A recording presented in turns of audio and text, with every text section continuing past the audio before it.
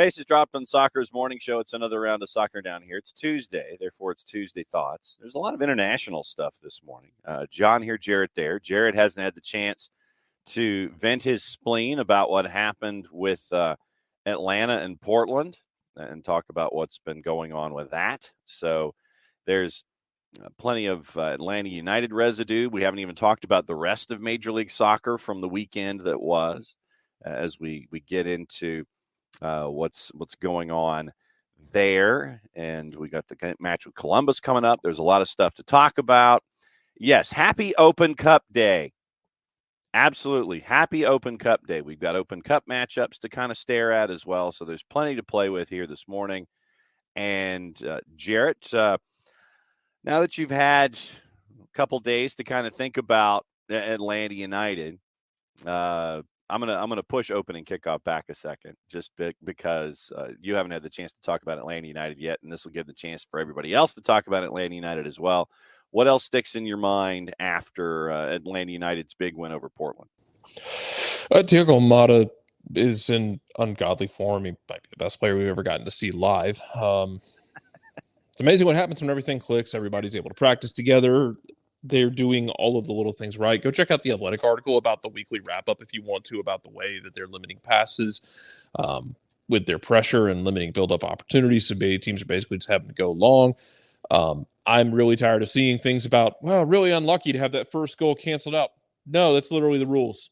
That's literally the rules. That's like saying, wow, it's really unlucky that base runner got called out for going outside of the baseline. No, it doesn't mean they were intentionally trying to break the rules, but they might have been dodging a tag. But when you go against the set in stone rules of the game, that's not unlucky. That's just enforcing the rules. Those are two different things.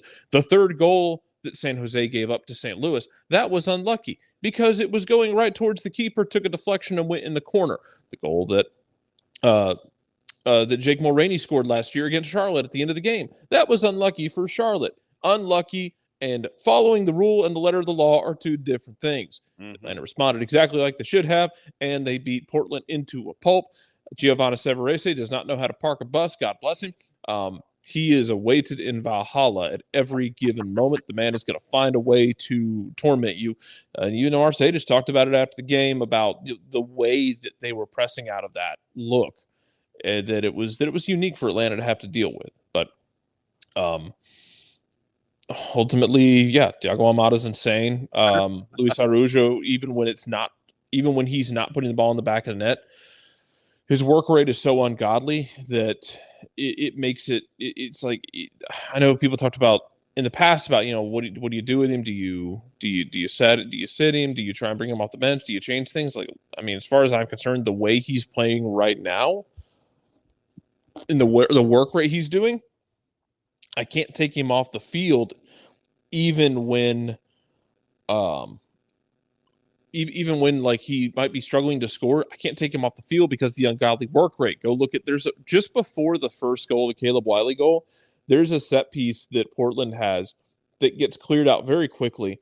And as the ball is getting cleared out, Luis Araujo is hauling all sorts of ass to close down whoever the hell recovered it for Portland. It's off like 30 yards from goal, way off on the left-hand side, but he closes it down and makes sure they cannot recycle that set piece, because God knows we saw that a lot last year and the year before, where Atlanta struggled not just with the initial set piece, but with the recycled set piece. After the first ball was cleared, having a mental let-up and a team taking advantage and scoring. He worked his ass off in that moment, closed it down, actually won the ball back, and Atlanta doesn't do anything with it in that moment, but won the ball back and is able to stop a recycled set piece. So it's the stuff like that make him valuable. We know what Caleb Wiley is at this point. The back line is fine. We would like them not to lose the clean sheet, but whatever happens. And Thiago Almada is just breathtakingly talented and making everyone around him better. And I'll start the bidding at $35 million. Anyway, let's open and kick off it. There you go. Well, we also have Open Cup stuff, but opening kickoff this morning, brought to us by our friends at Kickoff Coffee. KickoffCoffeeCO.com.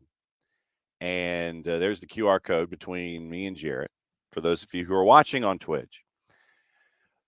Kickoff Coffee, CO, kickoffcoffeeco.com, Facebook, Twitter, and Instagram. Don't forget to use the code SoccerDownHere15, and you get 15% off your purchases with Kickoff Coffee and kickoffcoffeeco.com. They, in turn, take 10% and reinvest it into the youth game. Very, very cool things from our friends at Kickoff Coffee and kickoffcoffeeco.com. By the way, opening kickoff this morning, Crystal Palace has a new caretaker manager. And I feel like, reciting the Who lyric, meet the new boss, same as the old boss. But Roy Hodgson, at the age of 75, is being brought in by Steve Parrish till the end of the season. And if you thought that teams were looking just to survive and stay in the Premier League and how desperate folks get sometimes, you're seeing what Crystal Palace is doing right now. And you had all of the complaints about Patrick Vieira. He's got Klein, he's got Ward, he's got Zaha, and it was exciting. And it was the Love Boat last season, and everything was cool. And this year, they're atop of group number 3, which is now 9 teams separated by 4 points when it comes to relegation. And so Steve Parrish and the front office at Crystal Palace panicked because, and this is going to be such a false flag, I will say this right now, because if Roy Hodgson cannot navigate the schedule that Crystal Palace has, then they don't deserve to stay up. I mean, here's what you're staring at for Crystal Palace, and the question remained: did they wait too soon? Was it a snap judgment in firing Patrick Vieira? Here's what you've got for Crystal Palace over the next little while: Leicester, Leeds, Southampton, Everton, Wolves, West Ham. That's April. May, Spurs, get into that. Bournemouth, Fulham, you finish the season with Forest. Seriously, your last 10 matches, 9 of them are folks that are around you.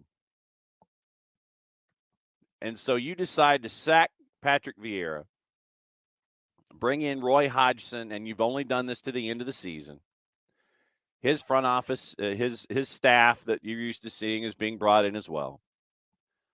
But Crystal Palace in full panic mode.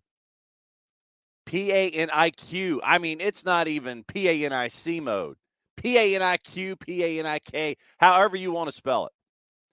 That you want to. PANIK is Joe Panic, who was a second baseman, I believe, or shortstop for the San Francisco Giants back in the day. That is true.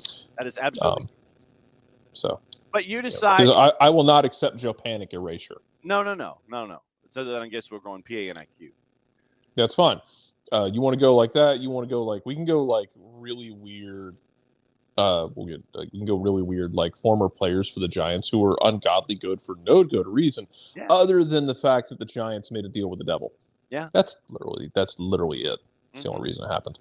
Anyway, no, it's just so 9 of your 10 matches left on the board are against teams in Group 3, as we call it. So what you decide to do is sack Patrick Vieira and bring in Roy Hodgson. If you thought that the style of play that Crystal Palace was not effective under Patrick Vieira here in 2023, these last 10 matches, and we'll get into Will's thoughts here in just a second.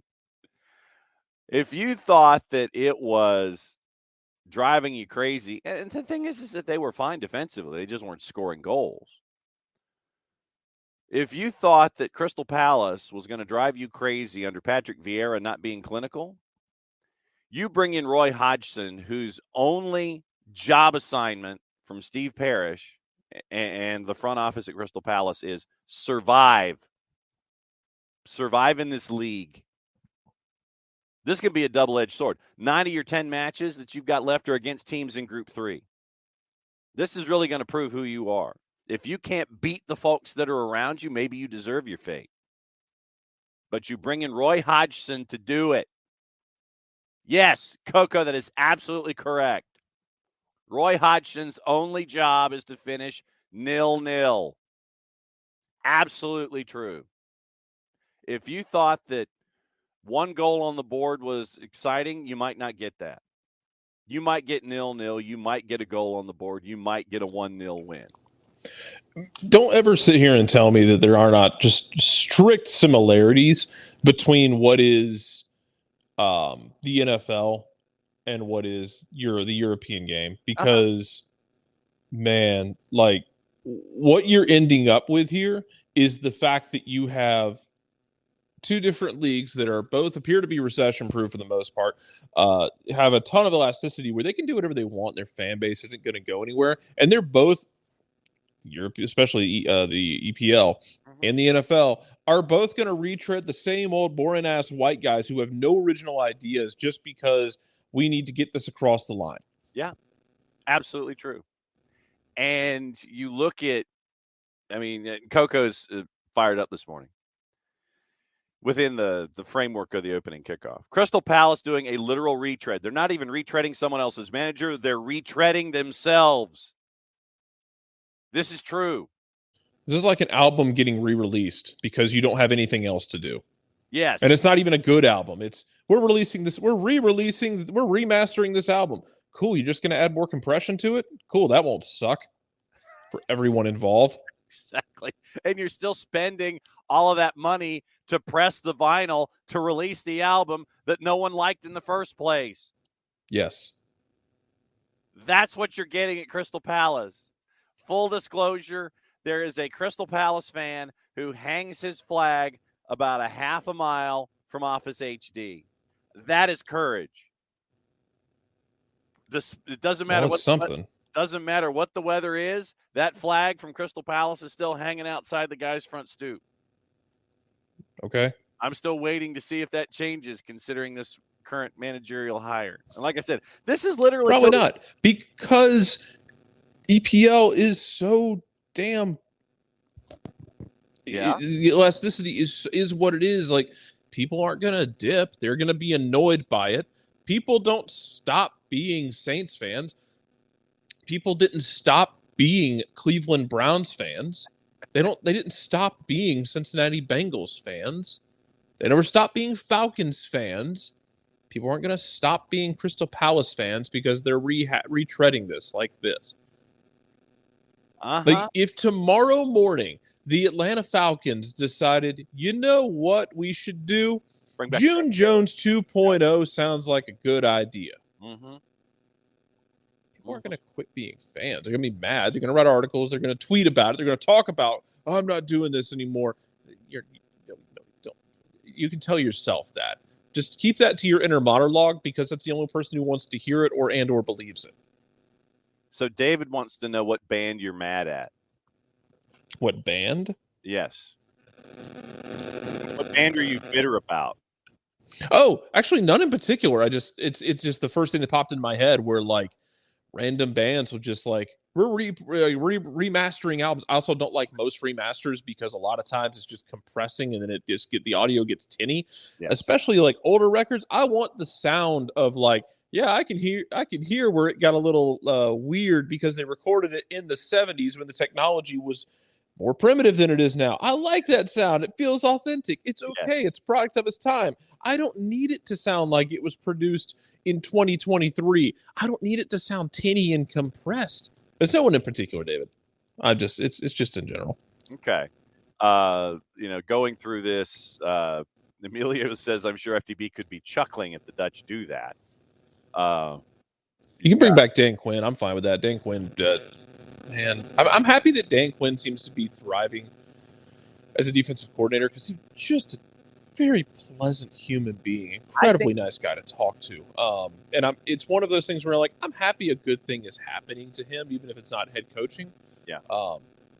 I'm happy good things are happening to him because he was always so kind and so polite to deal with. And so like you're just like, I'm glad something good is happening to you. Do I want him back as my head coach? Probably not. Move your cell phone. There we go. Thank you. You've got the Will says the way Spurs go through managers, they're just above average Watford. Roy Hodgson, yeah, we talked about that. Don't tell Roy Hodgson about Major League Soccer; it might kill him. Yeah, all that offense. Michael Head, every year you keep thinking Zaha gets out of Crystal Palace, he deserves a better fate. Absolutely true. Absolutely true. Tafka, sad state of affairs. The most exciting thing about the EPL is who doesn't suck the most as opposed to who wins the league. Well, I mean, and Tafka, you're talking about a league of extremes. Legitimately, because the league in and of itself is pinned down to a very small group of folks who will win it every year. For me, I literally spend more time staring at the relegation fight than I do the championship battle. The battle for the championship, not the battle from who's going to get promoted. But legitimately, I spend more time staring at the relegation fight and all the machinations and permutations and combinations of what could happen and how than, oh, look, it's Arsenal and Manchester City and Manchester United. I mean, literally, it has now turned into a 4, possibly a 5, depending on who we're talking about here during any given year. I find the relegation battle far more exciting. Yes. Let's see. Yeah. I mean, Coco, you've got 9 teams separated by 4 points for the relegation zone. Yes, and down the street from Michael Head, and I can vouch for this, considering that Michael is I think Michael is a good drive down the middle of the fairway away from Office HD. The Everton flag flying down the street, and there's a Liverpool flag right there next to it. And then, Jarrett, getting into your part of the discussion, people should stop being Saints fans. It's not a healthy living. David is still here being It's really not. Like, hey, go look at the Saints playoff history and tell me that the Super Bowl year is not one of the greatest outliers in sports history. The Saints playoff history is defined by a level of misery and suffering that is almost unparalleled because they have found the most creative ways through their own means or through the means of certain officials to lose games. And then the one year they just were getting turnovers at a unsustainable clip and somehow managed to have Tracy Porter jump a route perfectly. Oh, man. Yes, the NFC South, Ricky, is bad for everyone's health. This is probably true. The NFC South, and it's because we talk about the Falcons-Saints rivalry all the time being an amazing thing, and it is.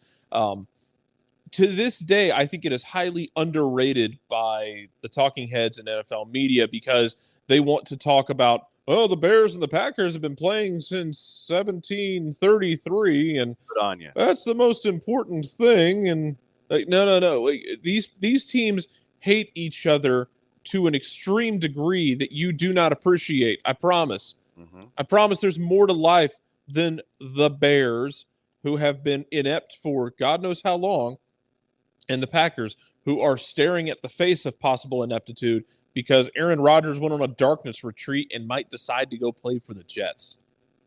That to me it's like, okay. And the thing is, and Aaron Rodgers, now that we're in PFT down here, dude gives the Jets a set of demands. I want these 4 guys or these 5 guys or however the hell many guys he decided he was going to give them. It's like, here's my list. You got to bring these guys and they started doing it. Yeah. And now, like I'm waiting. Like, is he actually going to go? Because what if he has them do all these demands and doesn't go? Yeah. Yeah. All of a sudden, Mike White becomes your starter, and he's got all these dudes that he gets to throw to, and then the Packers are going to suck. I mean, they could go like get Ryan Tannehill or something. True. David, since Bobby P, I'm not even mentioning that dude by name. Each Falcons redacted. Exactly. Each Falcons coach is good, nice, and just not quite enough to get them over the hump. All really good hires, though.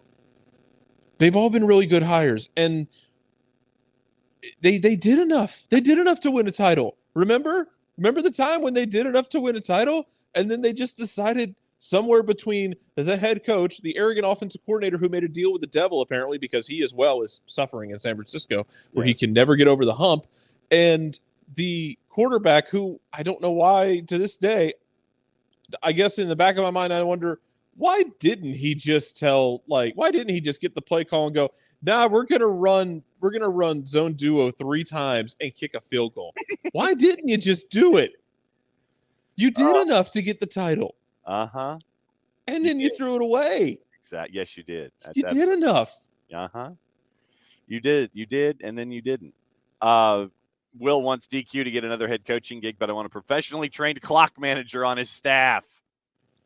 Oh, buddy. That is, yeah. You need a clock coach. That's what you need. He honestly does. Like, he does. You need get-back coaches. Some folks need get-back coaches. Others need clock coaches. And Ricky, I think that you probably have a very popular opinion in all of this, that Bobby P can rot. Yes, not wrong. So it's like, what was it? He had, I'm trying to think of how, if I remember correctly, it was he had the gig at UNLV for the sum total of a week as we welcome in Nick Levy this morning. And then he decides to go to Texas A&M, where he's waiting to take the blunt object and pop the quitter in the back of the head when the boosters are mad at him. So, Nick, welcome to college football down here this morning. What? Hold up. What? We're talking about college football? I thought we were talking about Atlanta winning again. Yeah! There you go. Okay, so... Well, no, a lot of this is centering on the fact of me complaining about it. We were talking about, like, coaching hires and whatnot. And the reason this all comes up, Nick, is because I was comparing how everything has gone with Crystal Palace hiring Hodgson again, to basically how NFL teams just rehash the same old goofy, boring-ass white guys with no original ideas. Oh, yeah. No, and I think there's a good point to that, and that you can go ahead and say, all right, and it goes to this mentality of the first sign of challenge, the first sign of problems, the first thing you do is go fire them. Yeah. Get them out. Of course. We gotta panic, and then we gotta pull the eject cord. We gotta do this. Oh no! Everyone hits the eject button. The minute something goes wrong, you chuck it in the trash. You get it. You get the person out of there, and then you start this cycle of buffoonery where it's, well, we bring in something new. That's not going to work. We need to bring this other person in. That's not going to work. Then that person has new ideas, so we got to bring new players in. Okay, that's not going to work. Ask Tennessee how long it took to overcome the Phil Fulmer firing.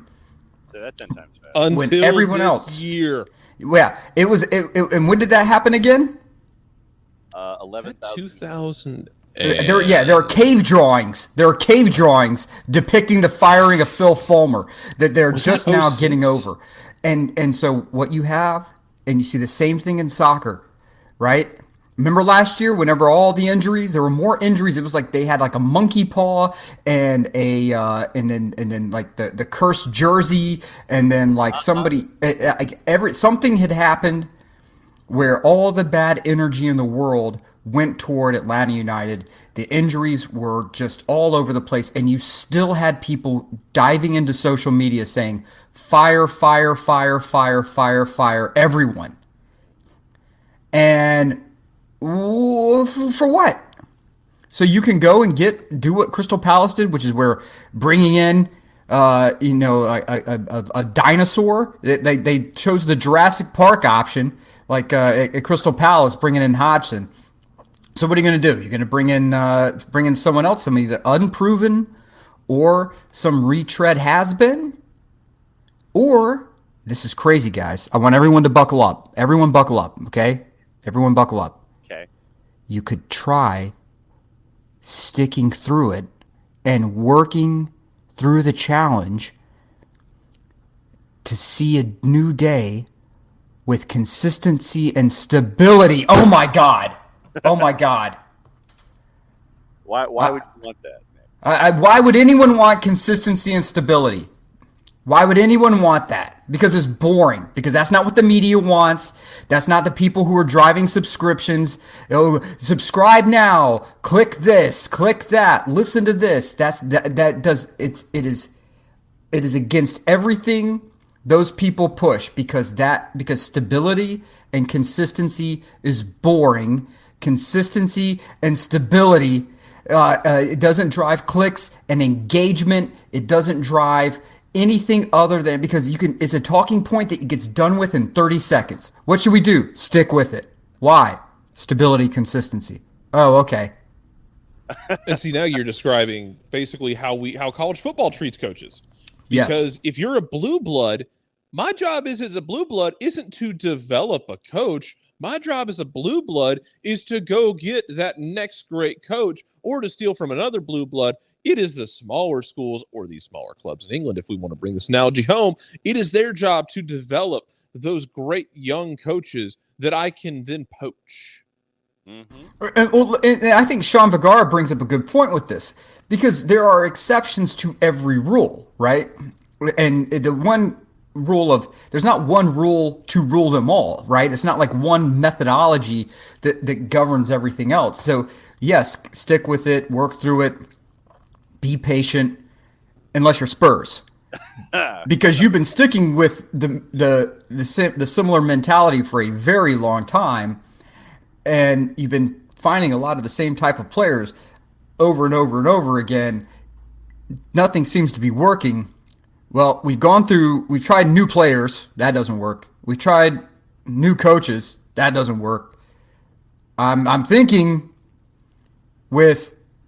there may be something else here that needs to be changed. Because if the players, you have some pretty darn good players that have come through there. Son's a pretty good player. I'll even say Lucas Moura is somebody who in Champions League balled out of control. You've had good managers come and go. But what did you think was going to happen? Your current manager has never had success in Champions League. Your current manager, Spurs, has never had success in Champions League. And you think this is going to be the guy who's going to get you there. Maybe get you into the top four. Wait, you've always been around the top four? Right? I feel like it's the astronaut meme. Like, Spurs are in top four. Always have been.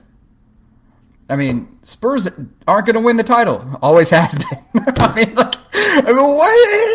Well, but Sean comes up with a larger point. I can't believe Daniel Levy still has a job. They need a fundamental change from top to bottom. Yes. There has to be a leadership change at the very top.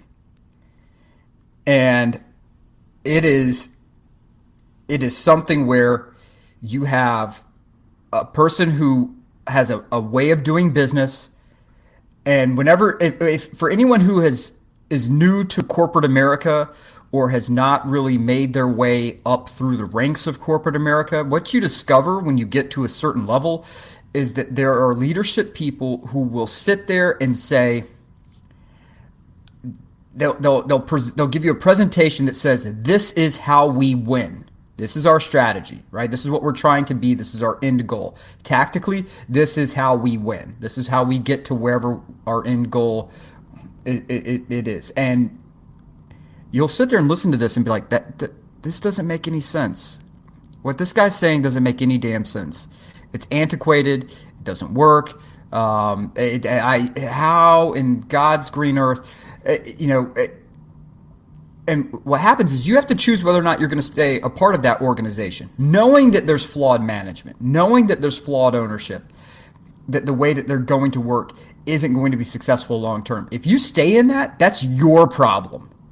You have to make the choice to get out of that and go find greener pasture somewhere else. And Conte, look, Antonio Conte resurrected Juve, right?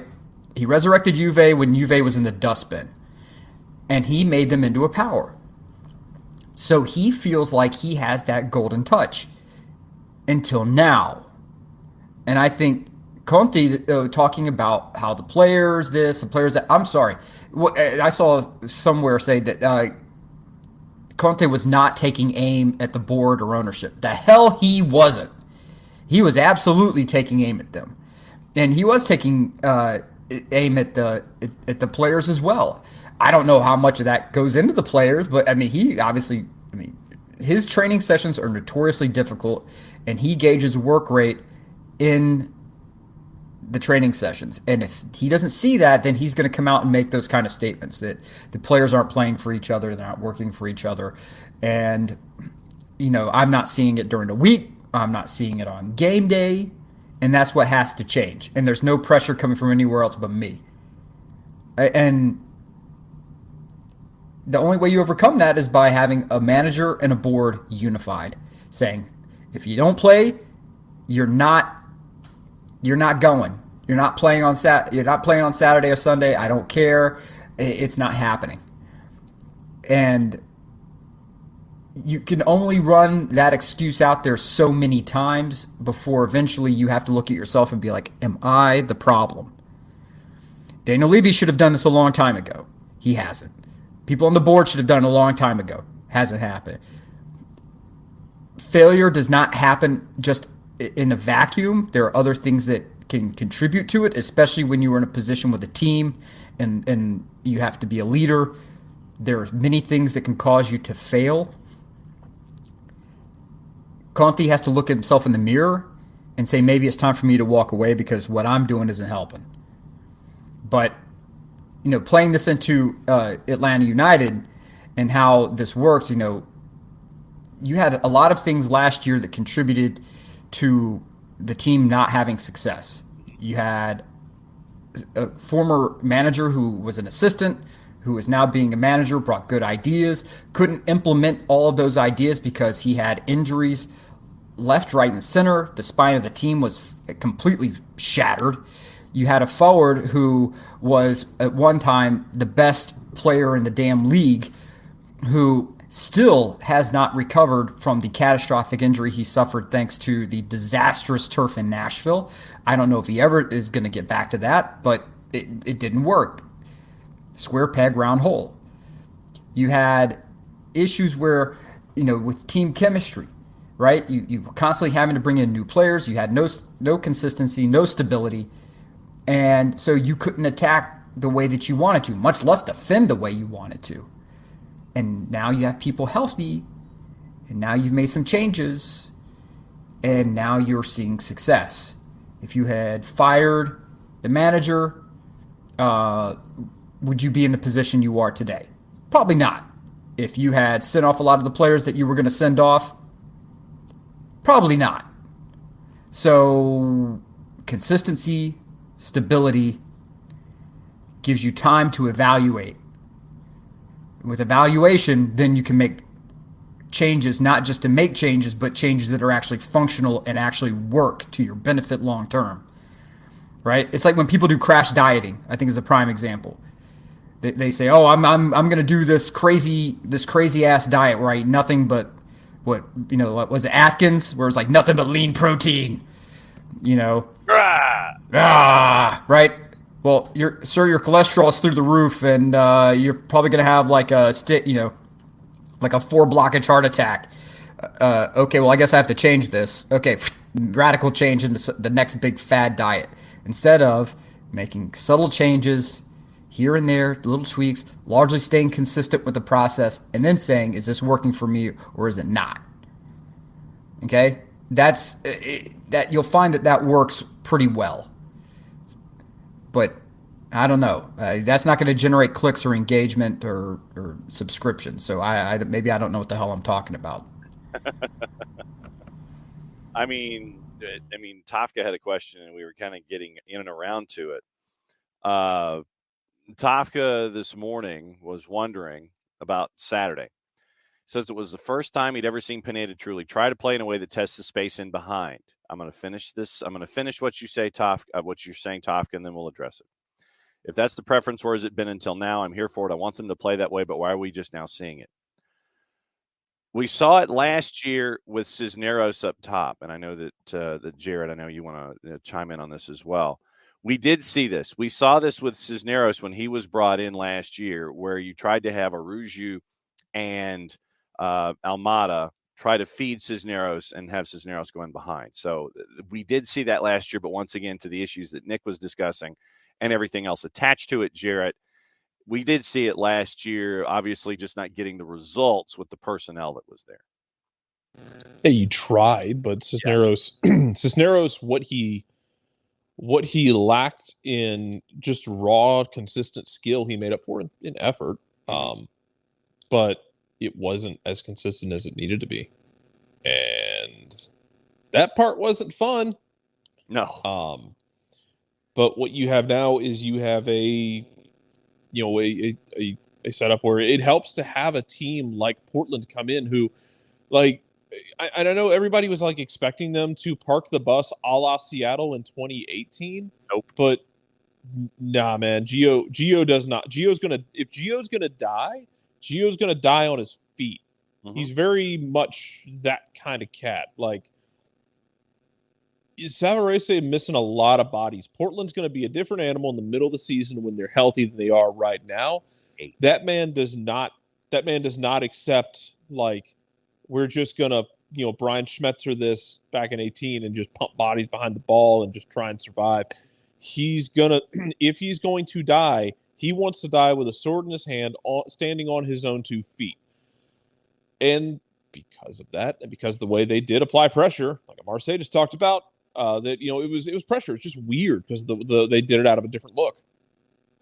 You created that space in behind, and you have a striker who, in Yakumakis, who was trying to exploit that space and run it behind. I think he was offside like 5 times in that game. Yes, he was.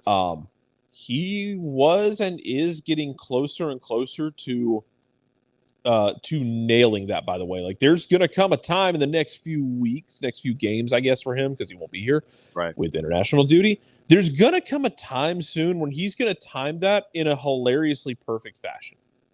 Because he will. And he's building out that chemistry with the guys he's with. But yeah, I mean, you got a guy who's thriving on making those moves in behind. And when you create those moves in behind, it creates that space between where your midfield would be and where your striker would be. That makes life easier for everybody. And look at Miguel Berry, right? So let's look at, even before Gorgeous Georgios came in and being the monster that he is, when Miguel Berry was running and was consistently putting forth that kind of effort at the striker position, who did it open up room for? Caleb Wiley. Right? The more Barry ran and started dragging defenders with him, it created space for Wiley to exploit. And Wiley has the athleticism and the vision and the touch to exploit that. And so, but the key thing is you have to, and for all those out there, I'm going, and Jason's about to launch through his computer screen here.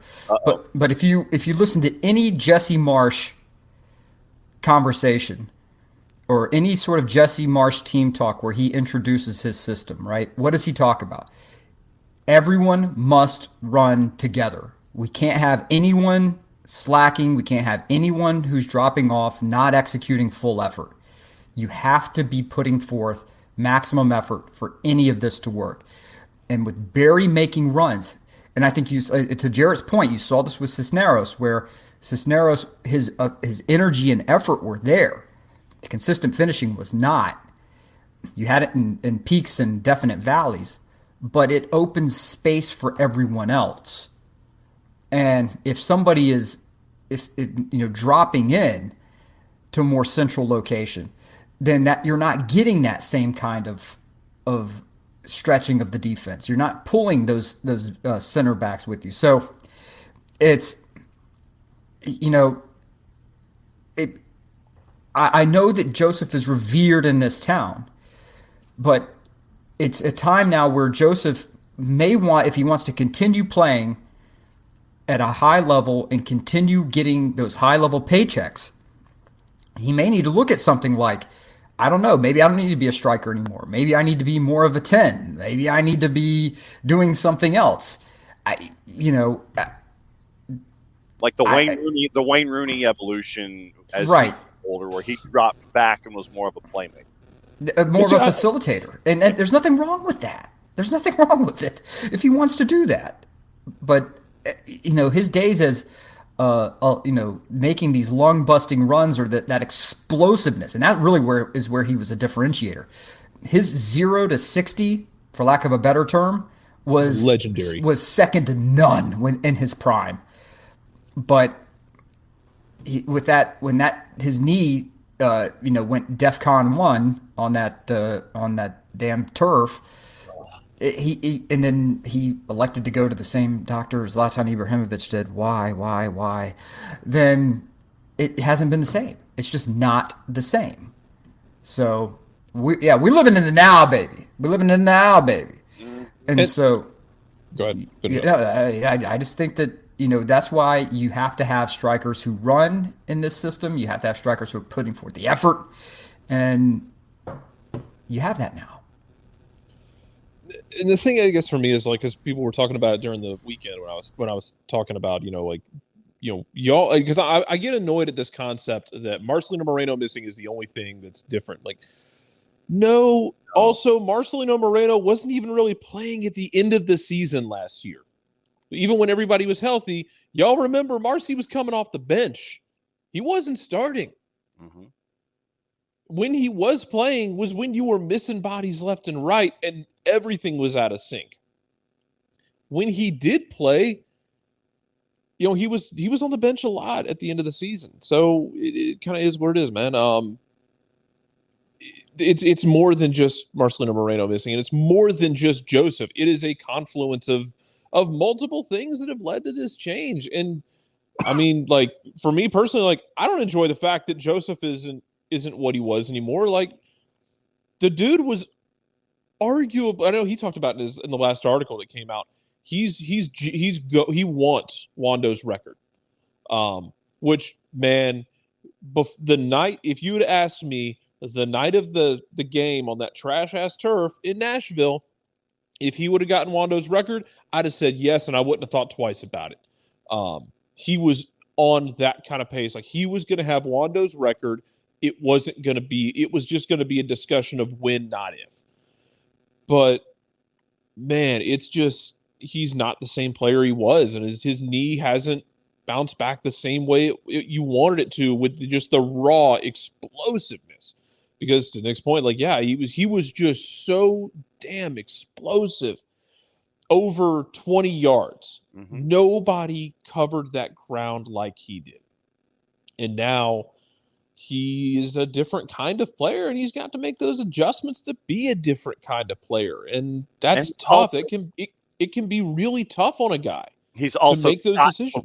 He's got to want to make those adjustments just as much. You have to make them, yes, but you have to want to make them if you were the individual just as much as those of us from the outside can see it. You've got to be the guy to sit there and understand and want to make those adjustments. And, strikers, they're a rare breed. The confidence is off the charts. They're insane. They're like closers. They exist in a different realm of the human mind than most human beings do. Yeah. But you've got to understand that sometimes that 97 mile an hour slitty that you have to back up your 100 mile an hour fastball isn't there anymore. And you've got to come up with a third pitch. You've got to come up with another pitch that can fool folks. You've got to come up with that circle change. You've got to work the corners.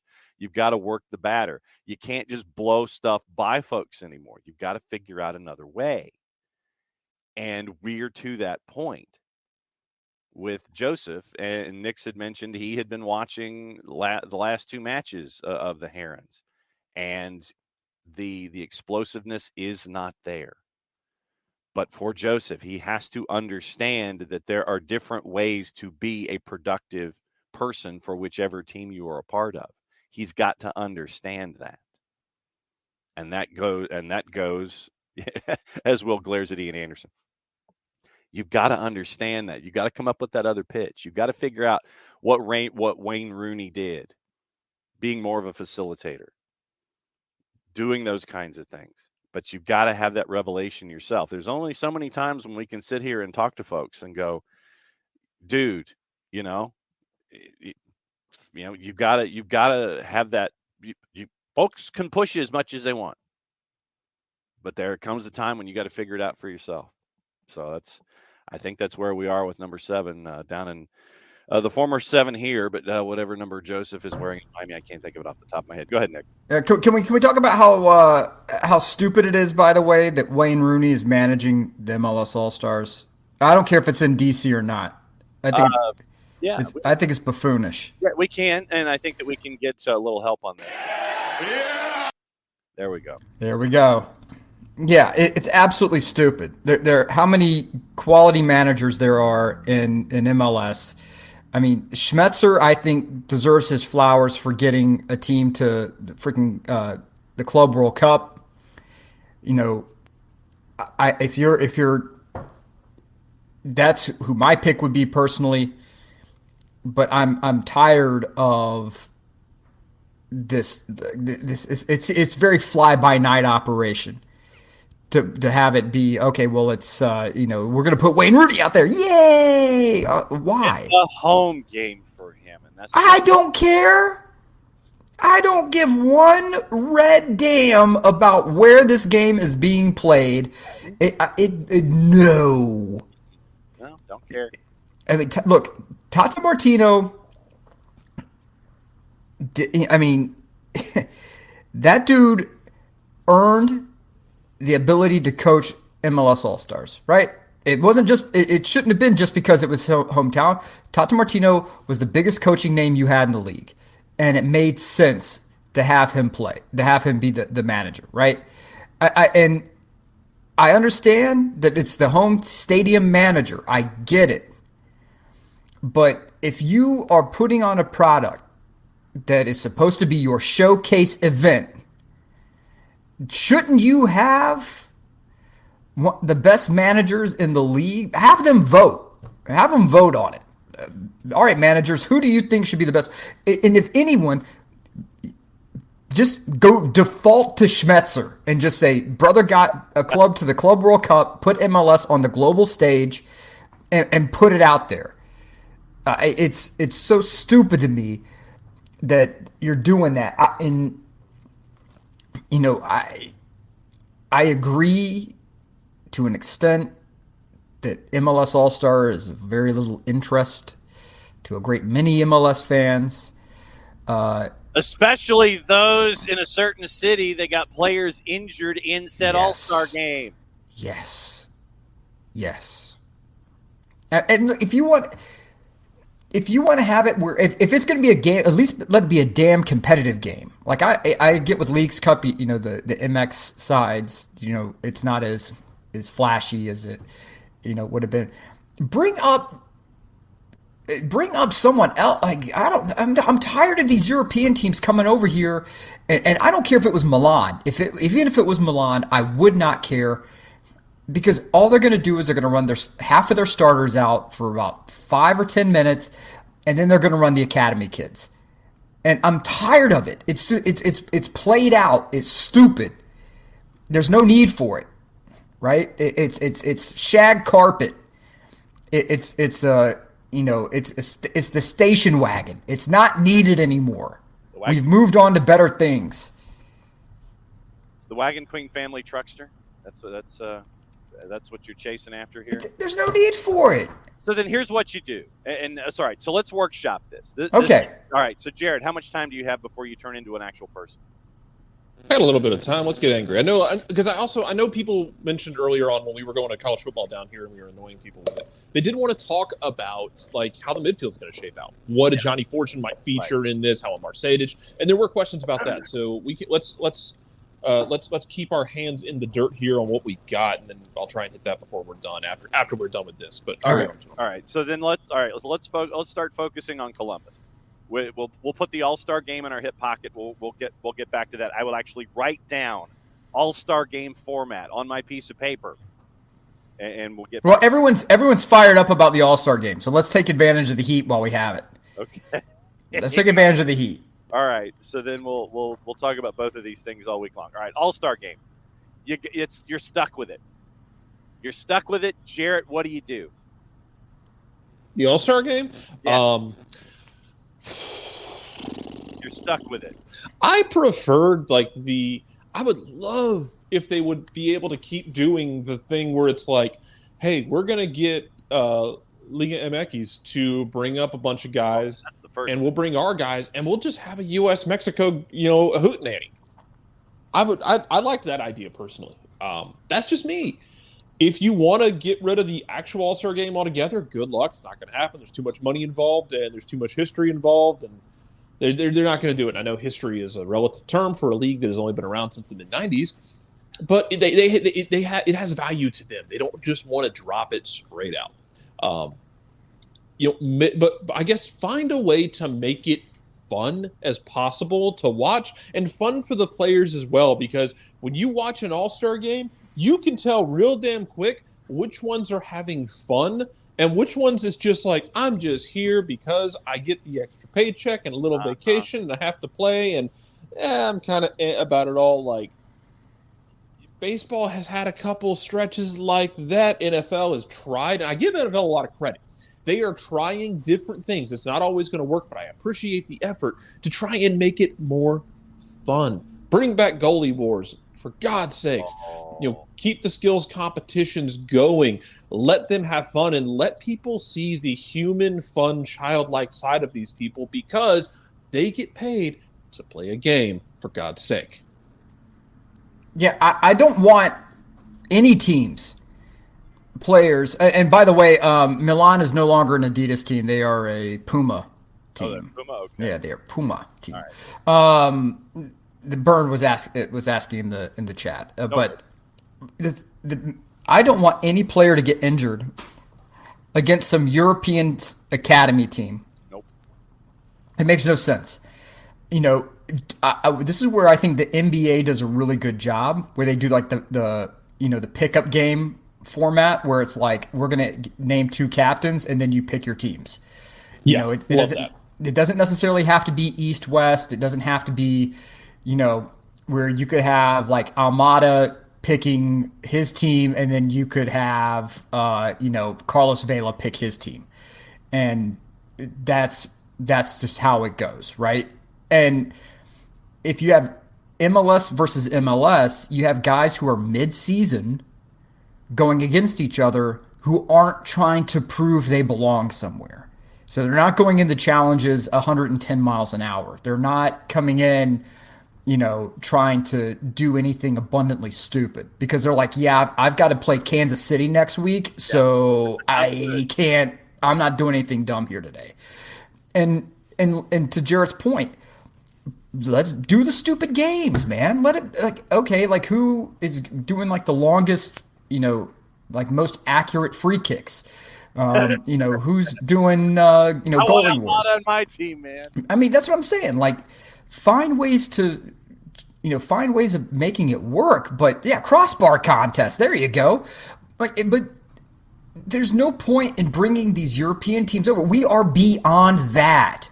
Let me get the claps in. We are beyond that. We don't need our credibility, but we don't need co-signing by the parents anymore. We don't need co-signing from a European team. Oh, well, we played in Major League Soccer. They was as good players out there, blah, blah, blah, blah, blah, blah, blah. No, as they're choking down their tea.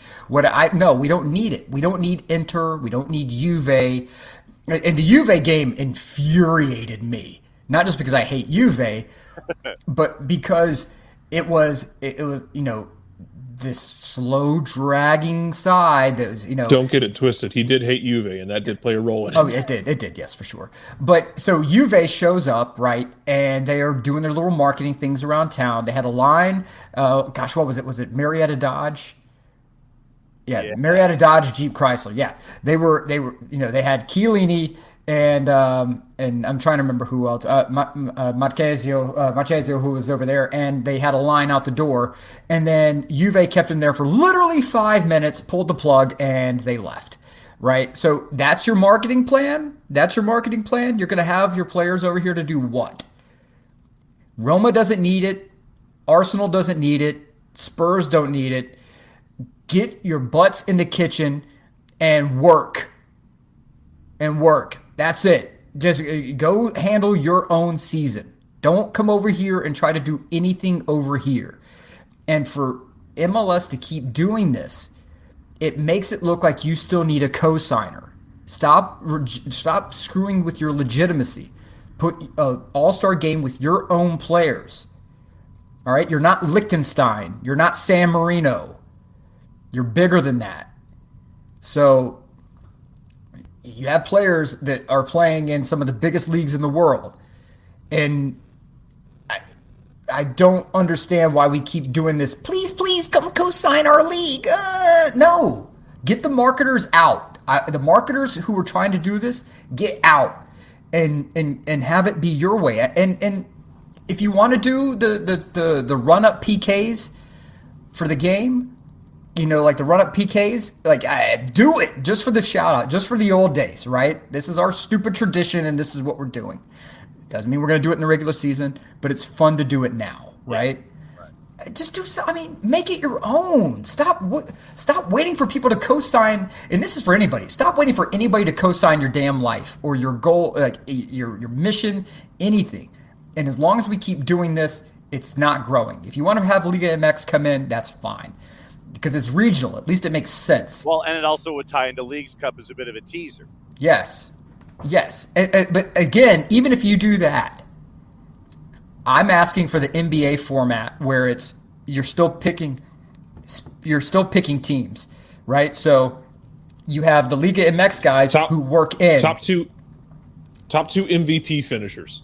There you go. It'd be like Team Truisi versus Team Hadi Mukhtar, and they get to pick who they want on their team. Yes, and if it's Liga MX guys, yeah, great. If it's MLS guys, great. Or this is really freaking wild. My God, this is really nuts.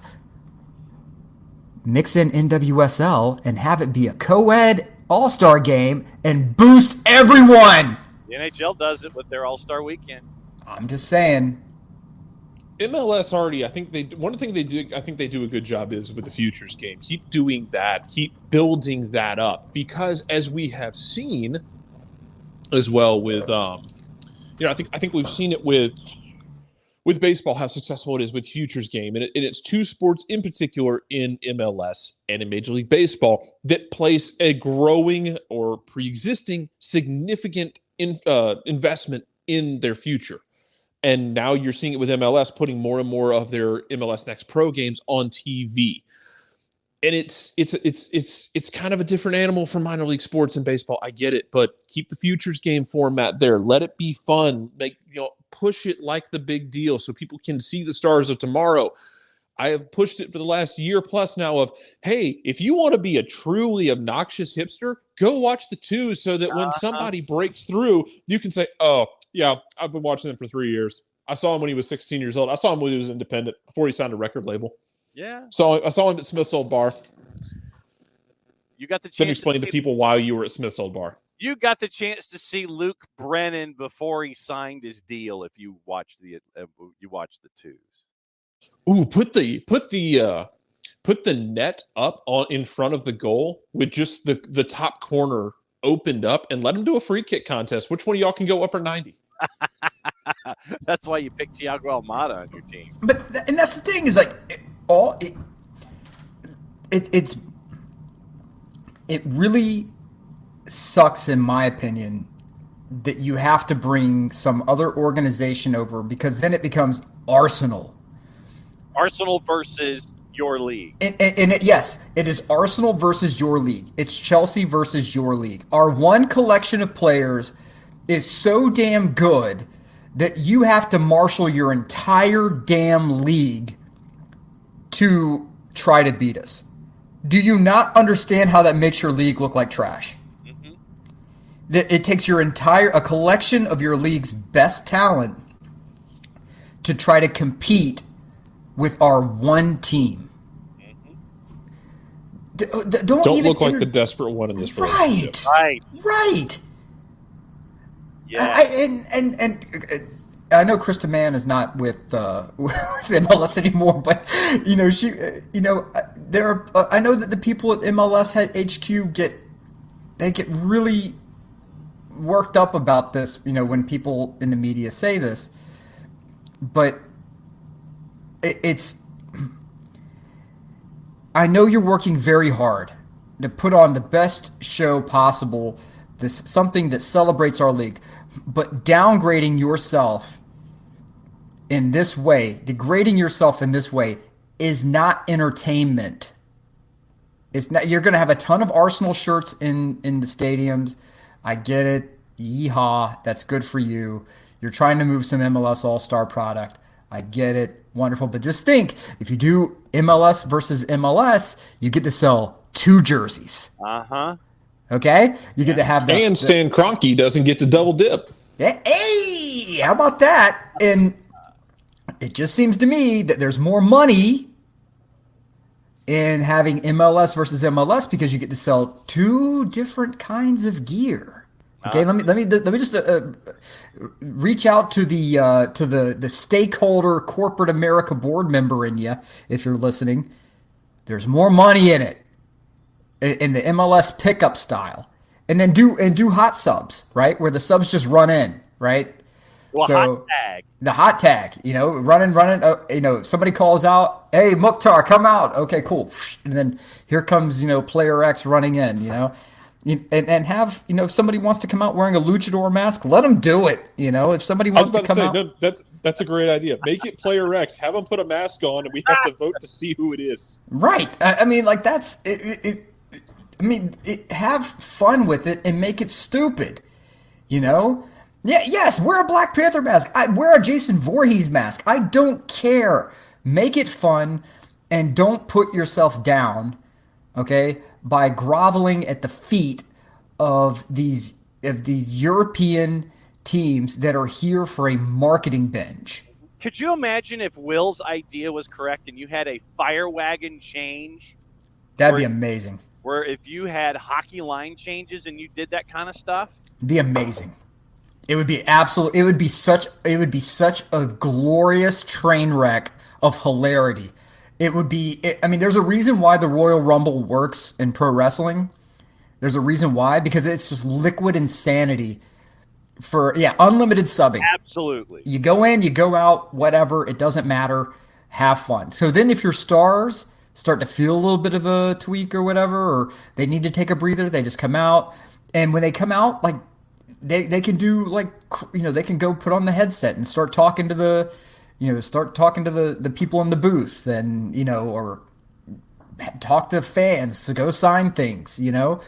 Oh, see now, Will has a thought here that we probably could play off of here. If you Royal Rumble formatted the All-Star Game, if you just added a surprise player every 90 seconds.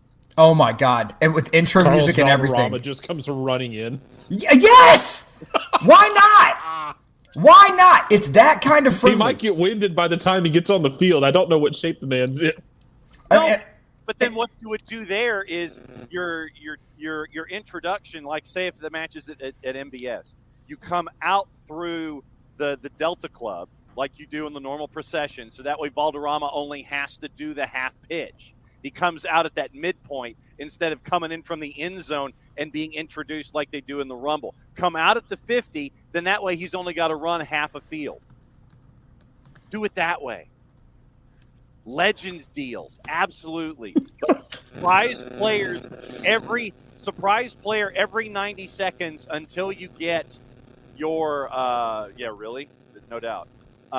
If you could do like if legends were a part of your roster, if you had, let's see, 18. So if you had like rosters of 20, if you had 18 guys on each team plus 2 legends, that way you've got 40 people making their introductions Royal Rumble style every 90 seconds onto the pitch for the All-Star Game. Yep, and so then you get those moments where like the countdown clock starts going, the whole crowd 10, 9, 8, and then the fog starts going. Psh. So from Rio de Janeiro, Brazil, a 46-year-old Ronaldo Luis Nazario de Lima, And then here comes Ronaldo Fenomeno, walking out. The whole crowd, the pop is through the roof. Like the roof blows off of MBS. Oh my God. He comes out, he jogs around for 5 minutes, he puts a shot on goal, the whole crowd goes nuclear. He walks to the side, starts signing autographs, and he walks off out of the thing. He gets a nice fat check for the deal. Can you imagine the jerseys you would sell with this? Can you imagine the heel pop if Claudio Reyna shows up? Oh my God. It's Claudio Reyna's music, and the boos just rain down. My God, that's Claudio's music. That's the thing, is that you've got to get JR to come and do it, though, if you're going to do that. It would be if you did something like that. I'm getting Steve Holman for part of this, at least. Yeah. Yes, well, exactly. Holman would be just like, "Oh, you've got to be kidding me with that call! Come on!" Yeah, but that's what makes it perfect, though. That's what makes it wonderful. Holman's so over the top, it's perfect.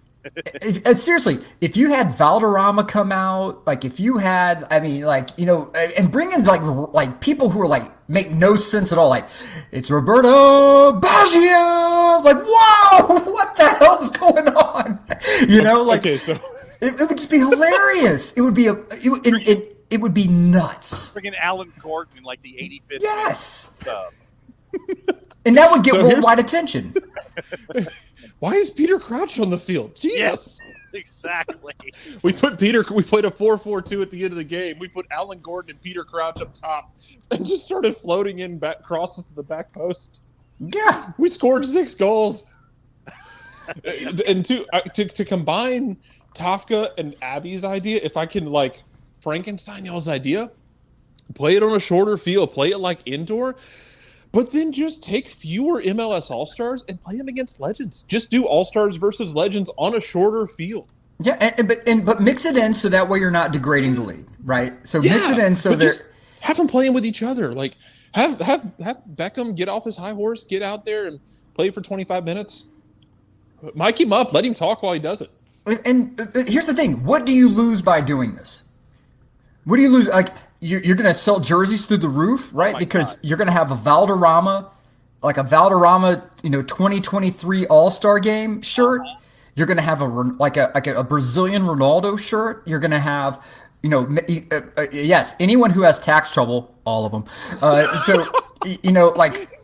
Basically anyone who played in UEFA in the 90s. Yes, exactly, right? So bring in Ronaldinho for like 5 minutes. Yes. Ronaldinho was doing for-profit games at Silverback Stadium. I promise you, if the money's right, he's coming in. It's not a problem. And just tell him you'll pay him after tax. Like we'll take the tax out of the paycheck. Yes. We'll send you a W-2. You don't even have to calculate tax in this. No. And I mean really, and at the end of the day, if you have this kind of what I'm saying is just do anything other than bringing someone's B team and C team that have TurboTax sponsor it. Yes. But just to have that moment, just because it's about All-Star games and things like this are about moments where you have the crowd pops, and if everyone's at home watching, you have this major pop. That the crowd's going nuts, if you have, and I know, Four Card is not the biggest fan of the old players is a bad idea. I understand, I get it, but if you want to put your league out to the world, just run a couple of these old dudes out there for a moment, right? Because we're still looking at video of Messi and Maradona. Doing like the soccer, little soccer volleyball, soccer ping pong thing, right?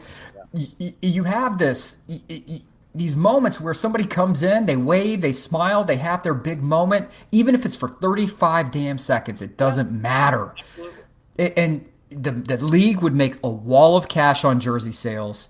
They're out the door, they get a handshake, they're signing autographs for fans. The fans there are loving it. Everyone in the crowd's loving it. At TV, it gets the pop. I mean, could you imagine if you're at home and you're in Royal Rumble format. Yes. And you have the buzzer go off, and you have, insert massive name here that has nothing to. I mean, it would be like calling in like Doink the Clown for Rumble, but that kind of randomness in a soccer sense being just dropped into and parachuted into this Royal Rumble All-Star Game for Major League Soccer, where you've created must-watch television because you don't know what's coming next. Yes. That's right. Whereas with Arsenal A+B and the MLS All-Stars at Audi, managed by Wayne Rooney, you've got, oh, great, it's structured, and you hope that your favorite player doesn't get injured. I mean, think of your favorite team, and if a player ended up injured out of this. I mean, like I said, here in Atlanta, everybody looks at Greg Garza. Yes. And goes, well, that sucked. Yeah. So take all of that element out of it. I mean, that's the thing. And Tofka, to your point, the world has too much serious soccer anyway. Yes. So if you do something this off the rails, and I know that there are some of you this morning who have commented that this is the most that this show has ever gone off the rails. Have you listened to this show in the 6+ seasons that we've done it? This is one of the more genuine ideas that we have. It just so happens that it is an off the rails idea. Yeah. Look, so who gets the most boos? Is it going to be Claudio, or is it going to be Alexi Lawless when he's announced? Oh, Lawless. It has to be Lawless. But Lawless would come out to like the Hulk Hogan 80s music too. I mean, like, and then coming out, and then he's doing. He'd come up with a tasseled robe just to play it up too. Oh, absolutely. I mean, he would come and do the Flair 360 spin and the whole bit, and Lawless would be mercilessly booed. Yeah. The second that his form entered any kind of vision of anyone in the building. Yeah. Second that happens. Four-card, this is kind of like SOTAM, kind of. This is when we bring in Nick to do morning show stuff. It's like SOTAM. That's kind of what we're doing here. Yeah, I to be honest, I don't know, because I'm trying to get for those who don't know, it would be I got laid off from my 9 to 5 before Thanksgiving, and I was like, oh, there's plenty of jobs out there. This isn't going to be a problem at all. And then like everything changed radically overnight, and so I kind of looked around and said, well, I can either go and rush and try to find something that I don't want to do or don't like, or I can try to do my own thing. And so I started Foto di Campo, FOTODICAMPO, and it's a digital media agency going back to my content roots. And so if you are a smaller medium business and you need digital content created, either, nice clean imagery for your social media feeds, or if you need video content created, I am the man for you. I can show up wherever you are and shoot whatever content you want shot, or I can help consult with you to make sure that your digital strategy is going to work out, and also I can make sure that it's the best bang for your buck. So any company that is not necessarily with the cash flow that is going to get you an advertising agency, right? Because sometimes that doesn't work. It's too damn expensive. Or DIY, where things can fall apart because, it's very, your job is not to create social media content. Your job is to do whatever your job is. I can fit right there in the middle of that and make it work for you. So that's why SOT has kind of vanished, is that I've been really tied up with trying to get this off the ground. And it's fotodicampo.com if you would like to go and see my website. I have a website, and so you guys could check that out and see if that works. But Yeah, and so definitely, Nick is working on some things, and hopefully we'll have some news on some things. Because we're working on. We're working. Look, we're also working behind the scenes on stuff that for the show that could be really crazy if it all comes to fruition. So we'll see. We're in pitch phase right now on that. We're not going to say anything else because I'm Sicilian and superstitious as hell. So we're not going to say anything more than that. But exactly. So, and to Abby's point, could you imagine if this Royal Rumble game was played at Mercedes-Benz, and the pop for like Michael Parkhurst? Yep. As one of the add-ons, the non-active players, like a legend or something like that. And it was, I think Will made it in the timeline. Say Darren gave Miggy permission to come out for 5 minutes. Yep.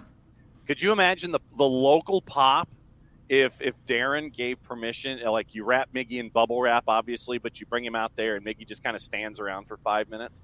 You go, and then Steve Craig mentions. You show the video on the Halo board of the Miggy hop. You show the video of Al Marone from like this really quickly edited 30-second flash frame fiasco, and entering the match number right now, Miguel Almer. The place would go berserk. With you cater it to, a little bit of your legends to your local roots, those kind of. But but the whole point of this is, no matter what the format is, whether it's Royal Rumble or whether it's anything else, just don't kowtow to these European clubs for any sort of quick marketing boost, because it's not helping you. It's not. Like we in the soccer world, we have this inferiority complex in the United States, right? We talked about this before with the USMNT guys and sort of how the aggrieved nature of how they conduct themselves, generally. And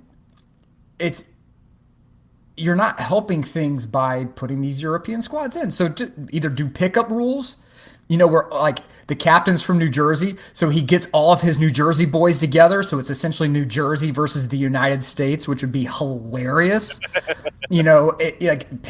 Same thing with Cali. It's all the Cali boys versus everyone else.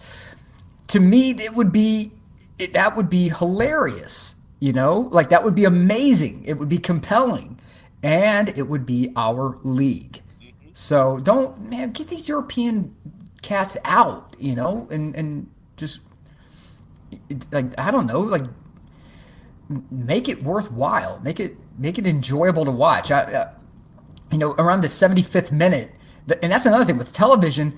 Yeah, get the Argentina boys versus everybody. I mean, but if you have the European teams, one, it doesn't make sense from a ratings perspective, because ratings are now just not like, okay, you pulled like a 3-5 share out of whatever but the metrics are so granulated now that you're getting down to like which hour you're getting the most hits. And so so in the 75th minute, when Arsenal subs on their fourth string water boy, your viewership's going to plummet.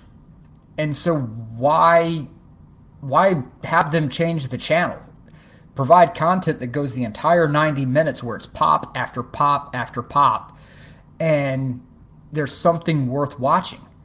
Nobody does a better All-Star thing, in my opinion, than the NBA. Nobody. Hockey's almost there. Hockey's very close, but NBA to me does it the best out of everyone else. I am putting zero respect on the four-string water boy prime time. I'm sorry. That four-string water boy failed to properly mix the Gatorade last time, so they can sit. But have media people go against the players. Wouldn't that be fun? Oh, Jesus Christ, who would die? I would love that. Oh God. Well, but then think. That's because Nick is awaited in Valhalla. Yes. Well, and here's how. Well, in primetime, Ray, you would probably get body cams. You would probably get those kinds of things. You already have the earpieces, the IFBs in match. We saw that with Brad. when we had the All-Star Game, and Brad was in net, and Brad was wearing an IFB, and he was talking to the booth the whole time. So you have IFBs and microphones talking to announcers. You've got that. Next step would be maybe the harness with the body cam or something, or maybe wearing the compression helmet with a body cam or something like that. But yeah, if you did the media, then it would probably end up having to be someone who would be a neutral, it's probably a celebrity with all of the media names in a hat. And at halftime, that media person gets their name pulled and they have to report downstairs for their Royal Rumble entrance. Oh, God, that would be hilarious. That would be just, and look, you could have Drew Carey, because he's a minority owner for the Sounders, right? Mm-hmm. You could have him be like, Andrew Wiebe, come on down, you're the next contestant. Exactly. And then you see the panic on the media member's face. Yep. Panic's a good word for it. And wouldn't that be, yes. Clint Dempsey is an on-field reporter for 30 minutes and then runs on and scores in a suit and tie. That would be amazing. It would be in his, Jarrett, it would have to be in his camo tux, wouldn't it? It's going to be like the scene in The Running Man where where basically like they all just are like, ugh, now I have to go do my job. Like Jesse Ventura has to get called into wardrobe. Yes. Yeah. Oh my God, that's an excellent shout. Oh my God. The Running Man reference. Beautiful. But it's like the old days of WWE where The Rock would steal someone's camera. He would steal a cameraman's camera and walk around and interview someone as he's kicking them, with the camera. It's like, somebody, the hot sub mentality, right? Somebody comes off and goes, hey, Dempsey, you're in. And Dempsey's like, oh, crap, drops the mic, full suit and everything, and runs onto the field. No questions asked. No, wait, what? Just knows. Just drops the mic, okay, and runs in. Well, and that's just the have thing. It sponsored by one of those companies that does the flexible, this suit is designed Fabletics. to be. Fabletics. Yeah. I swear up and down, this is unsolicited. Fabletics slacks are amazing. So if you did something by Fabletics, men and women would both apply. Like I said, I have Fabletics slacks, and they are unreal. So there's your sponsorship right there for media. Fabletics. Money. See, look, we're talking ways to make money. We're already into sponsorship opportunities here. And I hope someone from MLS is listening, because I don't want us shouting out into the void. But no, but this show is always archived, so it doesn't go. There it is. And so, and literally, to Abby's point, it doesn't matter. Does not matter who the media member is. No, it doesn't matter. No, if Jillian's name just happens to get pulled, that's right, or Susanna Collins, it just absolutely just happens. Absolutely, irrelevant and immaterial to the argument, counselor. Whoever's name gets pulled, your name gets pulled. Even better, and look, a great point has just been made, Mr. Secor, that no, he doesn't drop the mic. It's wireless, and he talks blank on it while he's playing. Yes, same with Jillian. When Jillian's running, she's running alongside someone who goes, okay, I'm running alongside you in the midfield right now. How you feeling right now? Holds the mic up. I'm doing great. This is good. Okay, here comes the ball. And then Jillian's like, I'm going to tackle you now. Boom, slide tackles, takes him out. If you've ever met a pro athlete, though, you're going to have to, we're going to have to need a time delay, man. Yeah. Yeah, you're going to need 7 that seconds. You got a time delay. You cannot run that live. That can't happen.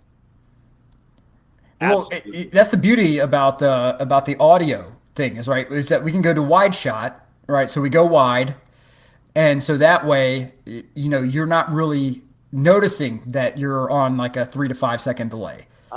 So you're not watching the actual mouth. The producers just know, okay, we're going to field, go wide, and and then you can kind of get the kind of idea of what's going on. And then once that cuts over and we're sure it's clean, then you go down to the close up and you can see the smiling and, the back slapping and whatever, right? Okay, go to that hero shot. Okay, go to hero, and then you have an idea of what's kind of going on. But again, compelling content for 90 minutes.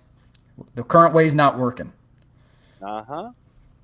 So, we have created, that's true. If it's on Apple, we don't have to bleep. Well, and to Coco's point, you can't tell me Jillian doesn't have a studs up tackle. Oh, guaranteed. Yeah, guaranteed. Yeah, see, I'm going to have to alert Jillian about this and make sure that she links that we link this particular segment to her, so she knows that the background is there for her. She has fan support in this Royal Rumble idea for an MLS All-Star Game about being the random media member pulled out of a hat, random wink, wink, nudge, nudge, that is pulled out of a hat, aired on Apple without a 7-second delay. God, and to Jarrett's point, can we get like a Richard Dawson impersonator to go down? And I'd absolutely do it in a heartbeat. Yeah, see, that's what we need. We need the Richard Dawson impersonator down there to go full Running Man. Oh, absolutely. You got to make the bad. You got to have somebody there to make the bad puns though. Oh, the Arnold quality puns. Oh, yes. Absolutely. Well, and then Abby says she wants to see Kevin get megged by Jillian. So media on media for the MLS All-Star Game. I wasn't ready for that kind of violence. I'm telling you, it would be hilarious. It would be amazing. I'm just saying, 90 minutes compelling content. Mm-hmm. You're making a wall of cash, right? You can have the and put Charmin in, and GK Union. But you could have like the Twitter commentary track on the side, and have it like where it's like verses, where you have like the commentary track that's running on the side, and you have the game going on. It's non-stop entertainment. You're selling jerseys with all these different names on the back of them. It's far more exciting than, random, it's one jersey and then the European club's jersey. No, you don't need that, man. Come on. And this is from the Euro Evangelist. This is from the Euro Evangelist. You don't need it. If you have a top 12 league internationally already, why, if you're trying to make yourself, and you will with the talent pool and with all the steps that you've been taking, be probably a top 6 league by the time the World Cup gets here in 2026? Yes. Why not continue to make yourself different and make yourself, stand out as you're climbing the ladder in international levels of competition? Do something like this. And Abby and Coco are spot on. Jess in net commentating from said net. Yep. Talking trash while she's doing it. Earmuffs, kids. Yeah. Hey, you're on Apple. It doesn't matter. You're not on broadcast television. You're not in front of that. You don't have to put the warning up there, but you can still tell the kids to put their earmuffs on. I mean, yeah, mercifully, this would not be on a network that is doing its studio work in front of a painted parachute with a sponsor element on it. This is Apple, man. Hey, man, shout out Apple actually putting in the damn effort to build a proper looking studio, because go look at the quality between what Fox Sports had been doing in the first games of this season, what Apple's been doing. Mm-hmm. Aside from the hiccups with broadcasts on the United game Saturday, man, that MLS 360 setup, everything else going on, they got it. Yeah, see, and now I'm so happy with them. Will's got 10 fingers showing you 2. Let you figure out which 2. But David has... It's the thumbs up, buddy. It's the thumbs up. 2 thumbs up. David with a legit point. The MLS All-Star Game sponsored by the Savannah Bananas. Right. But what do the Savannah Bananas have? Viral clips. Right. Viral clips. The games are, they're entertaining because it's essentially pro wrestling and baseball mixed. And what happens? They bring Bill Spaceman Lee. Oh my God! Down from the stands. The man who allegedly he claims he used to sprinkle marijuana on his cornflakes in the morning before a game. Right? Yeah. I mean, the guy's like, you have they sell out at all the games. You can't get a ticket at Grayson. You can't get a ticket to go see him because the house is packed. You have. Who else did they bring in? They brought in some Red Schmucks player. Was it Johnny Damon? Oh, they brought in Johnny Damon. They brought in Johnny Damon. In between DUI convictions. Yeah, they did. And who else did they bring in? They brought in. Did they bring in Papelbon? Did they? I thought they brought in like Papelbon or somebody else. That would be image rehabilitation for Papelbon. it was somebody. I'm trying to remember who, but they keep bringing in these other cats, but it's always it's hilarious. Johnny Gomes. Huh? Johnny Gomes. All right. Well, there you go. Johnny Gomes was in Japan for a minute. He goes at 41. He says, "I got 5 kids. I've got to be up to date to be a cool dad. 2 daughters and 3 sons, aged 1 to 12." And so in 22, he was a part of the Savannah Bananas squad. And of course, he says, "Throw in Doc Ellis." So only if can we dose him again? Yeah, sure. He's like, yeah, whatever you want to do. Yeah, whatever you want to do. But Jake Peavy? Yeah, they brought in Peavy. Jake Peavy, the almost Atlanta Braves legend, Jake Peavy. And Kappelbaum came in and pitched in a yellow kilt for 2 games for the Bananas in 22. Right, and yes, I know. Poor Alex is like between baseball and wrestling. I feel so lost today. Look, the whole thing. The magic word here is spectacle. That's it. Every other game of the season, you can have this serious, very stern face. We are serious athletes playing a serious game. Don't judge me in my methodology. But for one game out of the year, let it be spectacle. Pure, unbridled American spectacle. Nobody on God's green earth, not since the time of the Colosseum, does spectacle like the United damn States of America. No one does. We are the damn nation that invented monster trucks. Okay? Nobody does spectacle like the United States does. No, they don't. They don't have Bigfoot Stumper and the Carolina Crusher. They don't have that. Dennis Anderson and Gravedigger. They don't have it. The Bigfoot. Why does Dennis Anderson occupying a file in my memory? Jesus Christ! Why is that a thing? They don't have. Look, did Europe invent the Undertaker and Paul Bearer? No. The United States did. Okay. Look, go. Stupid. Does Europe have a Paul Heyman?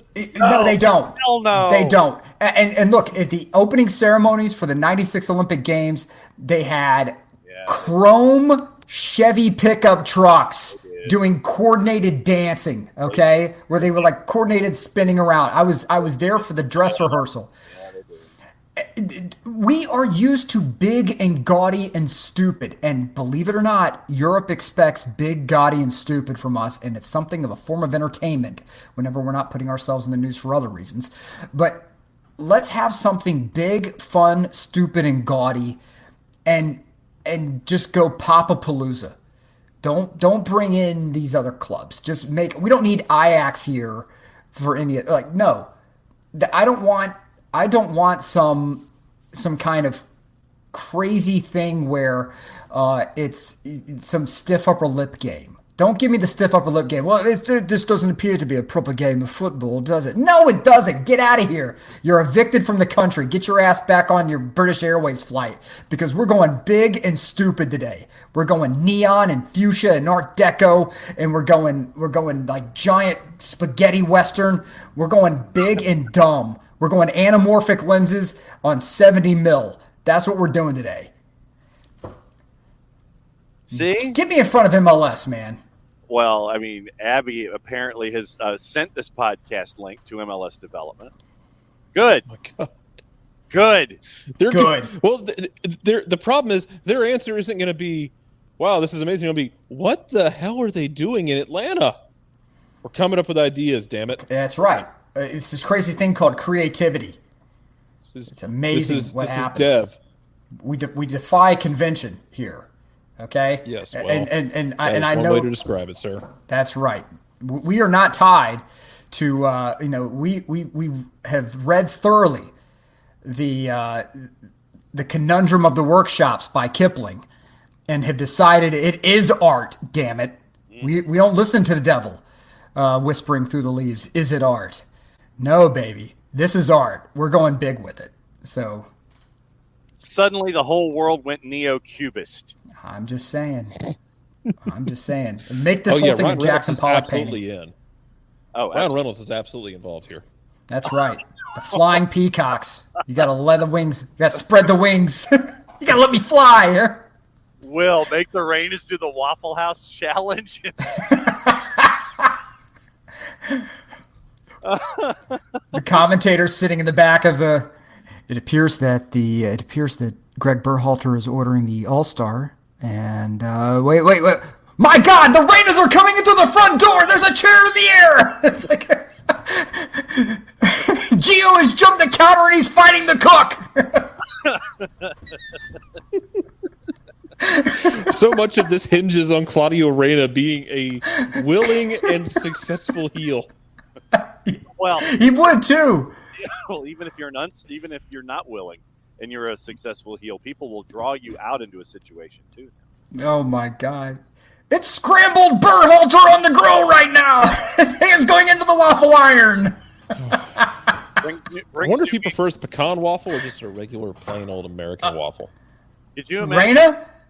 Scattered, smothered, covered, chunked, and topped on this, comma-ish.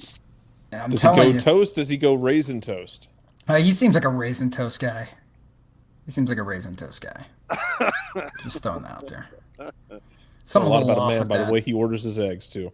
Yes. Yep. So we've officially, as a group this morning. Yes.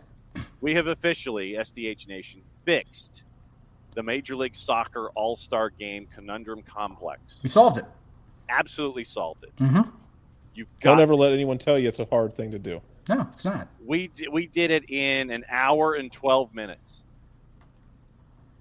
This is an hour and 12 minutes we solved it. Yeah. Okay. And we've even put together a wonderful fictional fight scenario at the Waffle House between the Berhalters and the Rainas, again, to solve the major challenges facing us as a soccer nation today. Yes. I mean, this is why we're Soccer's Morning Show. You've never seen a Waffle House challenge. I have a stand. I think I have a standing. I think I have a standing one for like.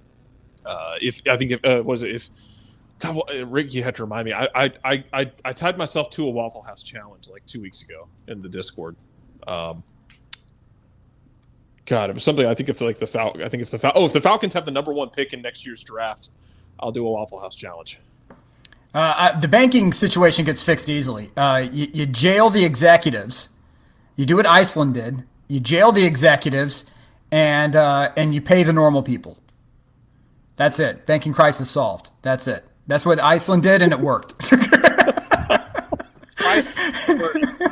Crisis averted. And we're out. A point of order, though. Iceland and a number of those nations actually use a reasonable and rehabilitative form of jail as opposed. That's to true. That's very true. As opposed to involuntary servitude. Yes. Look, all I'm saying is that we have solutions here, and this may be the most unhinged SDH. But if for those who were fans of the classic soccer over there, I mean, we were talking about like Cocaine Panther mascots and this is nuclear death rabbits. Yeah, this is SOTAM basically is what we brought to the table this morning. Yeah, it was not, and then the like finding the most what was it, the cocaine Puma jersey? Yeah, the infamous search for the cocaine Puma jerseys.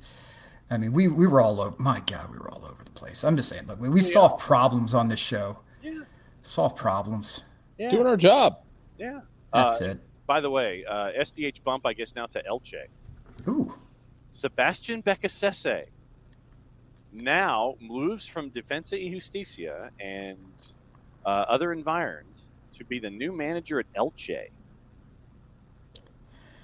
The concern that I have with issuing the bump is that apparently the team is owned by Becasese's agent. Oh. And so that's amazing. I have better. Yeah, this is more Days of Our Lives than it is bump worthy. I'm just saying that it is. I don't know if I can fully endorse the bump because I think Becasese needs to find something bigger and better than what he's currently doing. He downgraded. Okay, Defensa y Justicia, our girl was, she wasn't the most high class dame ever to walk the earth, but she was a good loving lady. and she she hid his stuff when the cops came kicking in the door. She said she didn't know where he was hiding. No, didn't know where his stash was. No, not at all. No. She was 10 toes down. Was Defensa Justicia, and he left to go do the bidding of his agent. And so I don't know if I can get with someone who is not 10 toes down for his lady. That's all I'm saying. Look. Defensa Justicia is if we're gonna let's bring this back to Starship Troopers. DYJ is Dizzy, not Carmen. Correct. And Dizzy was 10 toes down at all times. Because she was a real one. Yes, and Carmen, I'm sorry. Carmen should have been left to the vacuum of space. The cold, empty vacuum of space, just like her soul. Because remember, also, saving her didn't get the brain bug. It was actually the guy who voices Mr. Krabs in SpongeBob. Yes. Who captures a brain That bug. is correct. Medic! Clancy Brown, baby. It's still the top two of animated Lex Luthor voices, and he ain't number 2. That's all I'm saying. But you've also got Clancy Brown is one of the best movie villains of the 1980s. No, the Kurgan. That's what I'm saying. It's the Kurgan. Better to burn out than to fade away. Oh, yeah. I'm telling you guys, man, look, stick with us, MLS. You can learn some things. You can learn about Highlander. That's right. You're going to learn some really weird things, too. If the story of the Highlander is even better, because like the person who wrote the script was like a college student who just wrote this random, like, it was like a script writing contest, and like wrote it and just turned it in, and somebody's like, yeah, I think we can make that. They just did. They just went out and made it. It was like some random. It was like some kind of random like accident of like some happenstance that this random ass script ended up in the hands of some executive, and we ended up with the Highlander. And then after the first one, and KFC will get into fixing Open Cup here in a second. After the first one, you make the second one. Oh, God, don't give me that.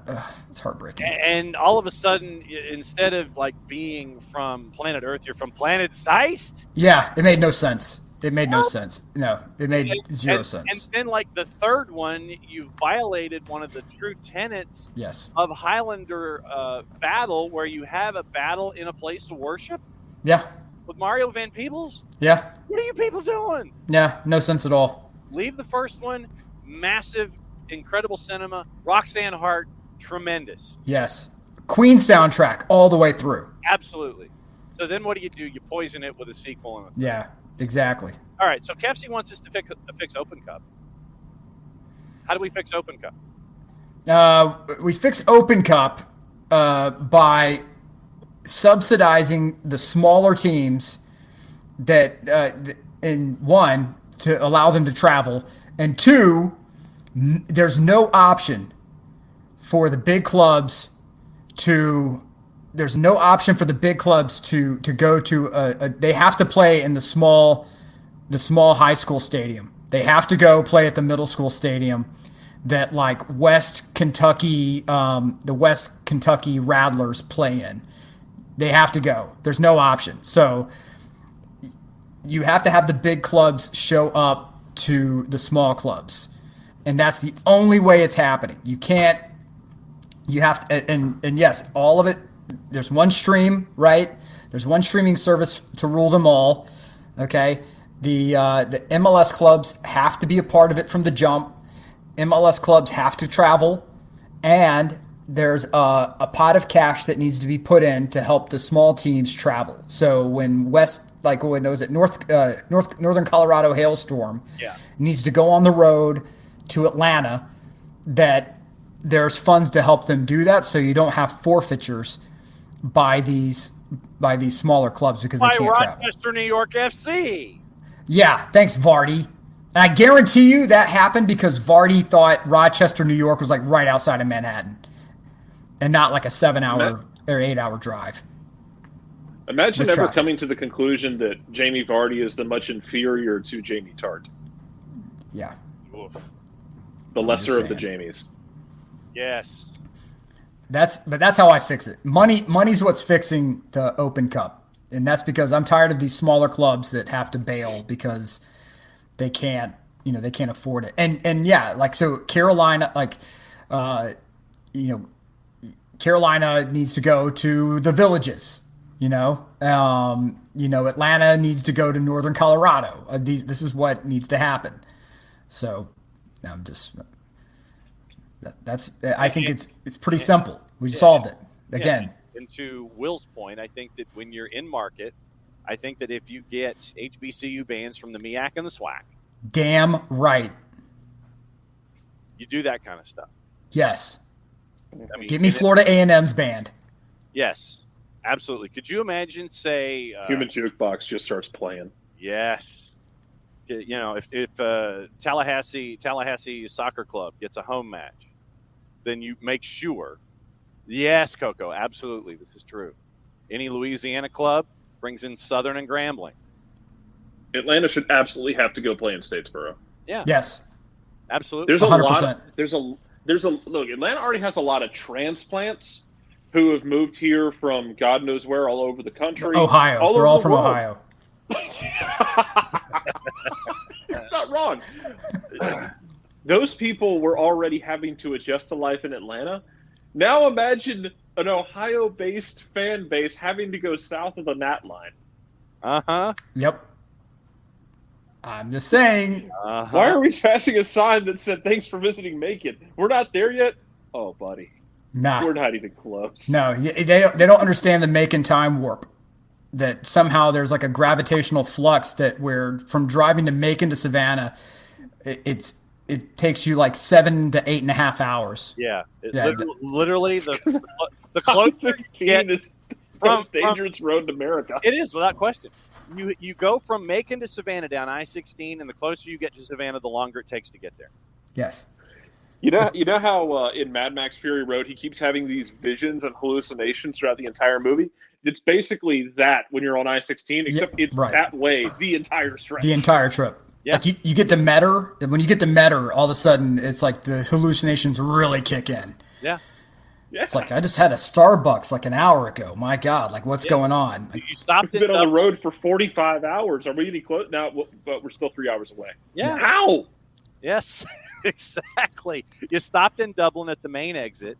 You pulled off to the side. You got your Starbucks. You got your drinks. You got your food, and then all of a sudden you hit Metter, and you're there because Metter has the airstrip.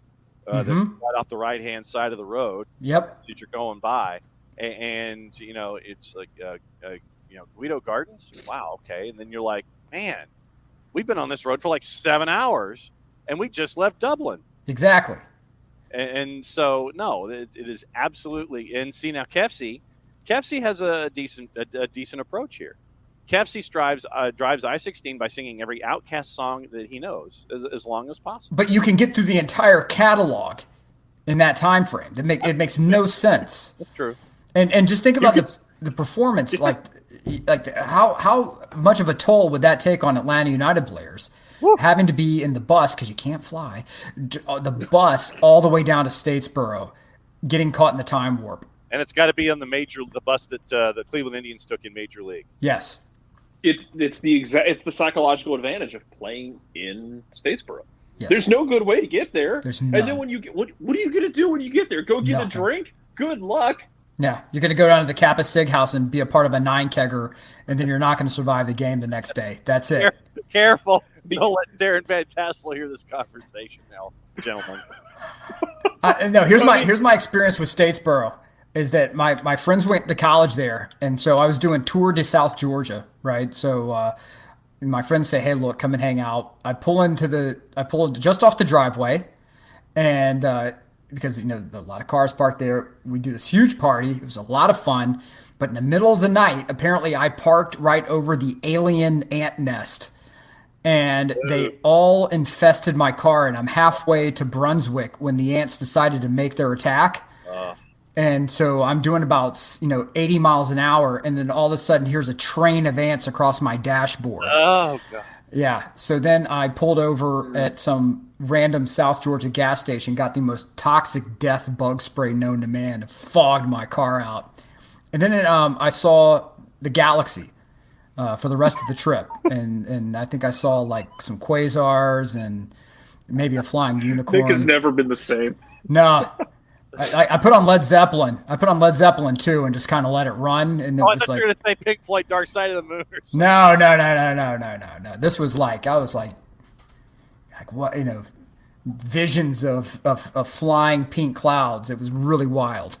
Oh my God! Get on I-16. You will not return alive, but neither will you be dead. You'll be somewhere in between. Congratulations, you're now a wraith. Yeah, That's right. Alex says. Yeah. So Alex says you were hearing in colors. Is that possible? Nick? Yes, yeah. It was like if you ever saw Apocalypse Now, the cameraman, right? The cameraman who is who's sort of Colonel Kurtz's advocate. Advocate? That was me, right? That was. It's like, man, you don't talk to the colonel, man. You listen. He informs your brain. Like that was me, like the entire way down, talking to the dashboard and to the ants. Like they became sort of my people. It was really weird. And Coco is true. When you drive I-16, you start to see sound. That's right. And there are terrors along that road. Like the state patrol is about every. Yeah, there you go, Coco, right on time. Yeah, the state patrol's everywhere. 290. It's the same thing on 7. Like I almost went to ABAC down in Tifton. Wow. I was going to go play baseball there. Understood. I did not. They were a power at the time. Yeah. They were really good at the time. And a friend of mine actually did go down there and spent 6 years on a 4-year degree, and is doing real well for himself now. He's a groundskeeper at a. He's like a head groundskeeper at a country club. Like he's doing great. Oh, there you go. It's back. Some good money there. They're if you don't go just for ag, like you could go for 4 years there and get a 4-year degree in turf management. He went and did that. It took him like 6 or 7 years, I think, to get his 4-year degree. Yeah, sounds about right. But every time he came home, I remember talking to him. He's like, "Yeah, I got another ticket on the way up. It's like $270, $280." Going up 75 because he's like, I went 3 over the speed limit on 75 south of Macon. That's fine. Huh? Yep. Lawrence County. Absolutely. Yeah, he did, Alex. He did. Dante did write a book about driving through South Georgia. It is the, it's like the third ring. I want to say the second. Actually, no. It's like 1.5, right? So you're not quite Pooler is about it's about the lowest ring of hell where the traders are located, right? That's where like it's just a terrible dark place. 34th Canto is the lowest ring where the devil has 3 heads, and it's Brutus, Cassius, and Judas being chewed. Yes, and it's frozen, not on fire. No, not on fire. It's all frozen. So again, Ohio. Yeah, cool. Ohio. Yeah. Yes. Ohio and Michigan seem to be the 2 places where everybody comes from. So that's like you saw that during Thrasher games. Like anytime the Blue Jackets or the Red Wings came to town. Rangers. And in Pittsburgh. Mm-hmm. Yeah, and then they all wear their and nowadays they're all wearing their like state outline. It says home, but it's like Ohio or like Michigan. But none of them claim Upper Peninsula, which is weird. Okay. Yes. Maybe you should claim a different state. You just claim Upper Peninsula. Be real. That's what I'm throwing out there. To that point, though, look, the south of the Nat line might as well be a different state. Like the panhandle of Florida up to the Nat line might as well be the 51st state. Yeah, that's very true. It's like Franklin in Tennessee. Yeah, it was. They wanted to be. Franklin is a city state. They wanted to be their own state. Let's see. So a couple of things before we go. Looks like the bids are a new round of bids for Manchester United. Sheikh Jassim's bid is for all or nothing solely via the 9-2 Foundation. Sir Jim Ratcliffe may be opening to partnering with other groups. Starting position has always been an Ineos-backed bid. Sources point out there's more flexibility compared to the Sheikh. Deadline for second round of offers is 5 p.m. Eastern Time Wednesday. Sheikh Jassim, Sir Jim Ratcliffe posting new bids. Both clear they won't be reckless in their next offers. You've also got Jorge Sampaoli sacked by Sevilla, 2 points above the relegation zone, now seeking their third coach of the season. So there's good on that. Wigan got a 3-point deduction for, once again, not paying their players for the fourth time in a year in the championship. Oh, God. So, so now they are 8 points from safety as opposed to 5 in the process. So good on you, Wigan. Let's see. And, this gives me a chance to do this. And so let's see. Where's my stuff? Brand. So we come down here and do this.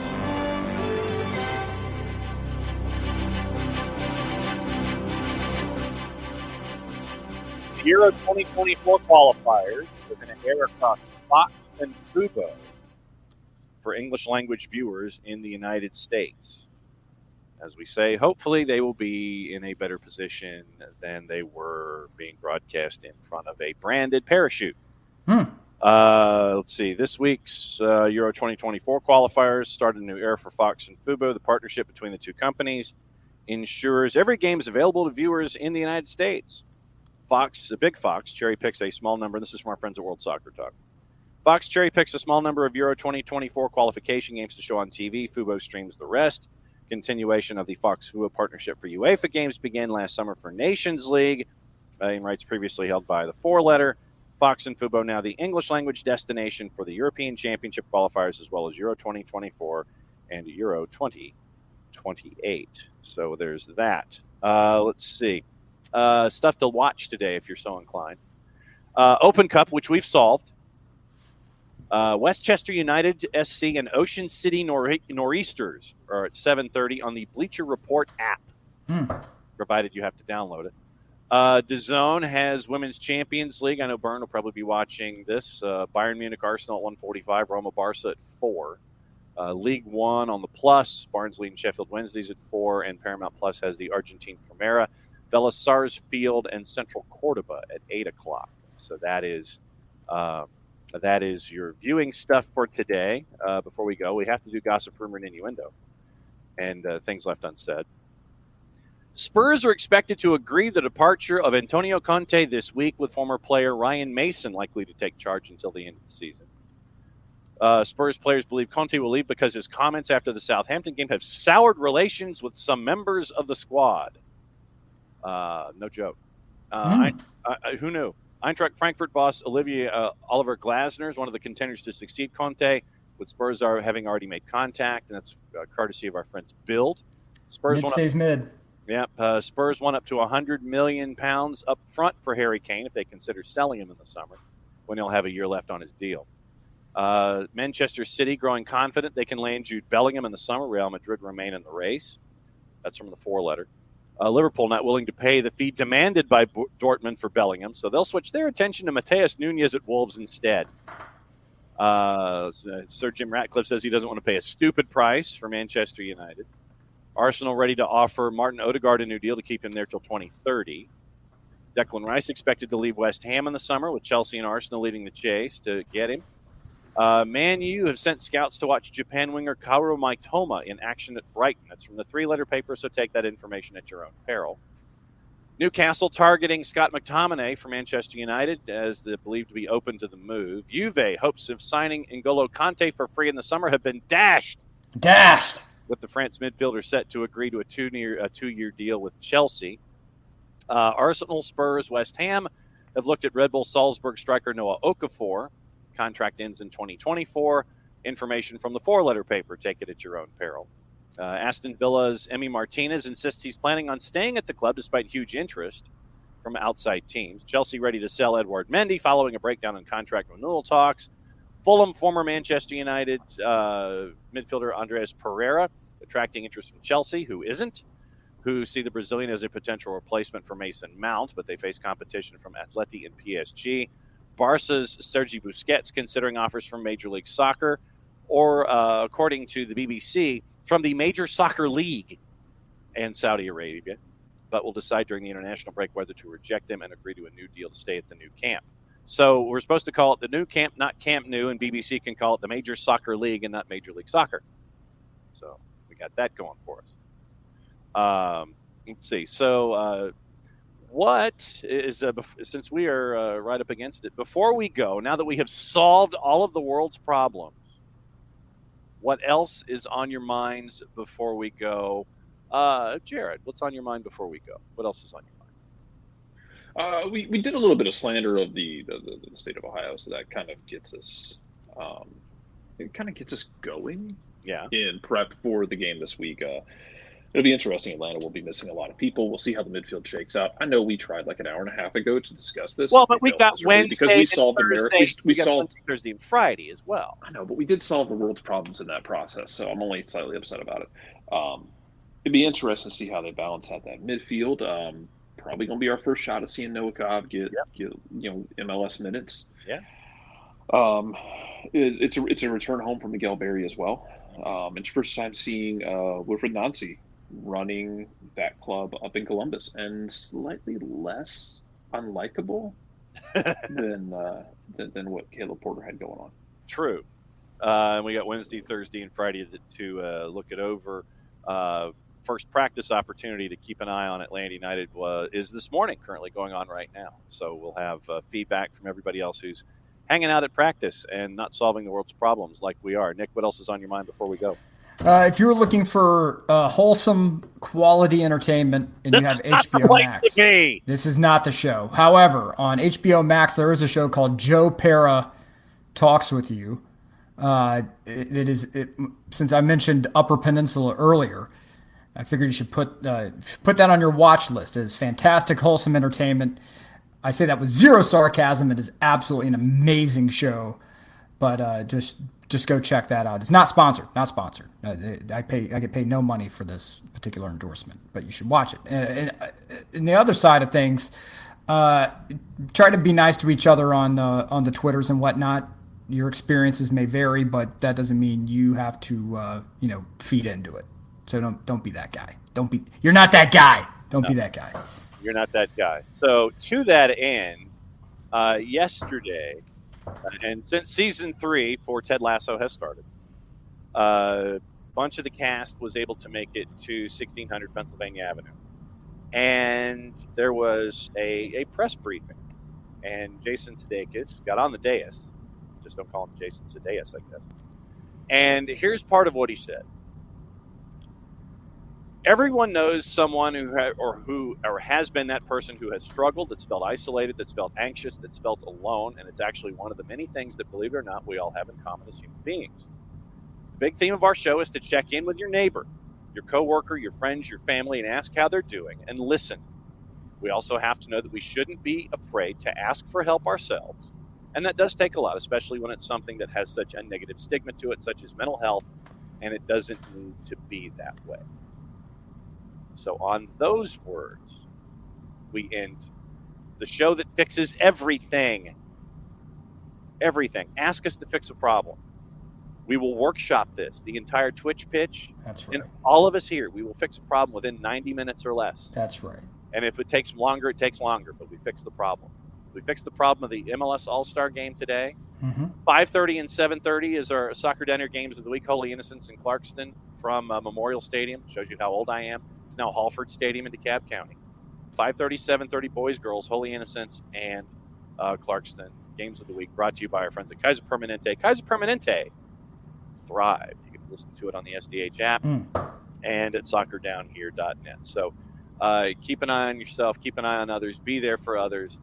Because, as we always like to say, rising tide lifts all boats, and you never know when that person next to you has something that's going on in their head and they need that place to talk. So you can be that person, be that sounding board, and be there for them, and you will help them more than you may initially realize by just being there. Let's see. I think that's a show. So let's see if the two of you can do this. So, gentlemen, take us home. Who wants to start and who wants to finish? Go ahead. Till next time, everybody, be kind to each other. Give us more problems to fix, and we'll solve them for you. But not your relationship problems, because we're not fixing that. That's not that's beneath our abilities and talents. Until next time, mucho euro, everyone. Yeah. Jarrett? Mucho plata, y'all.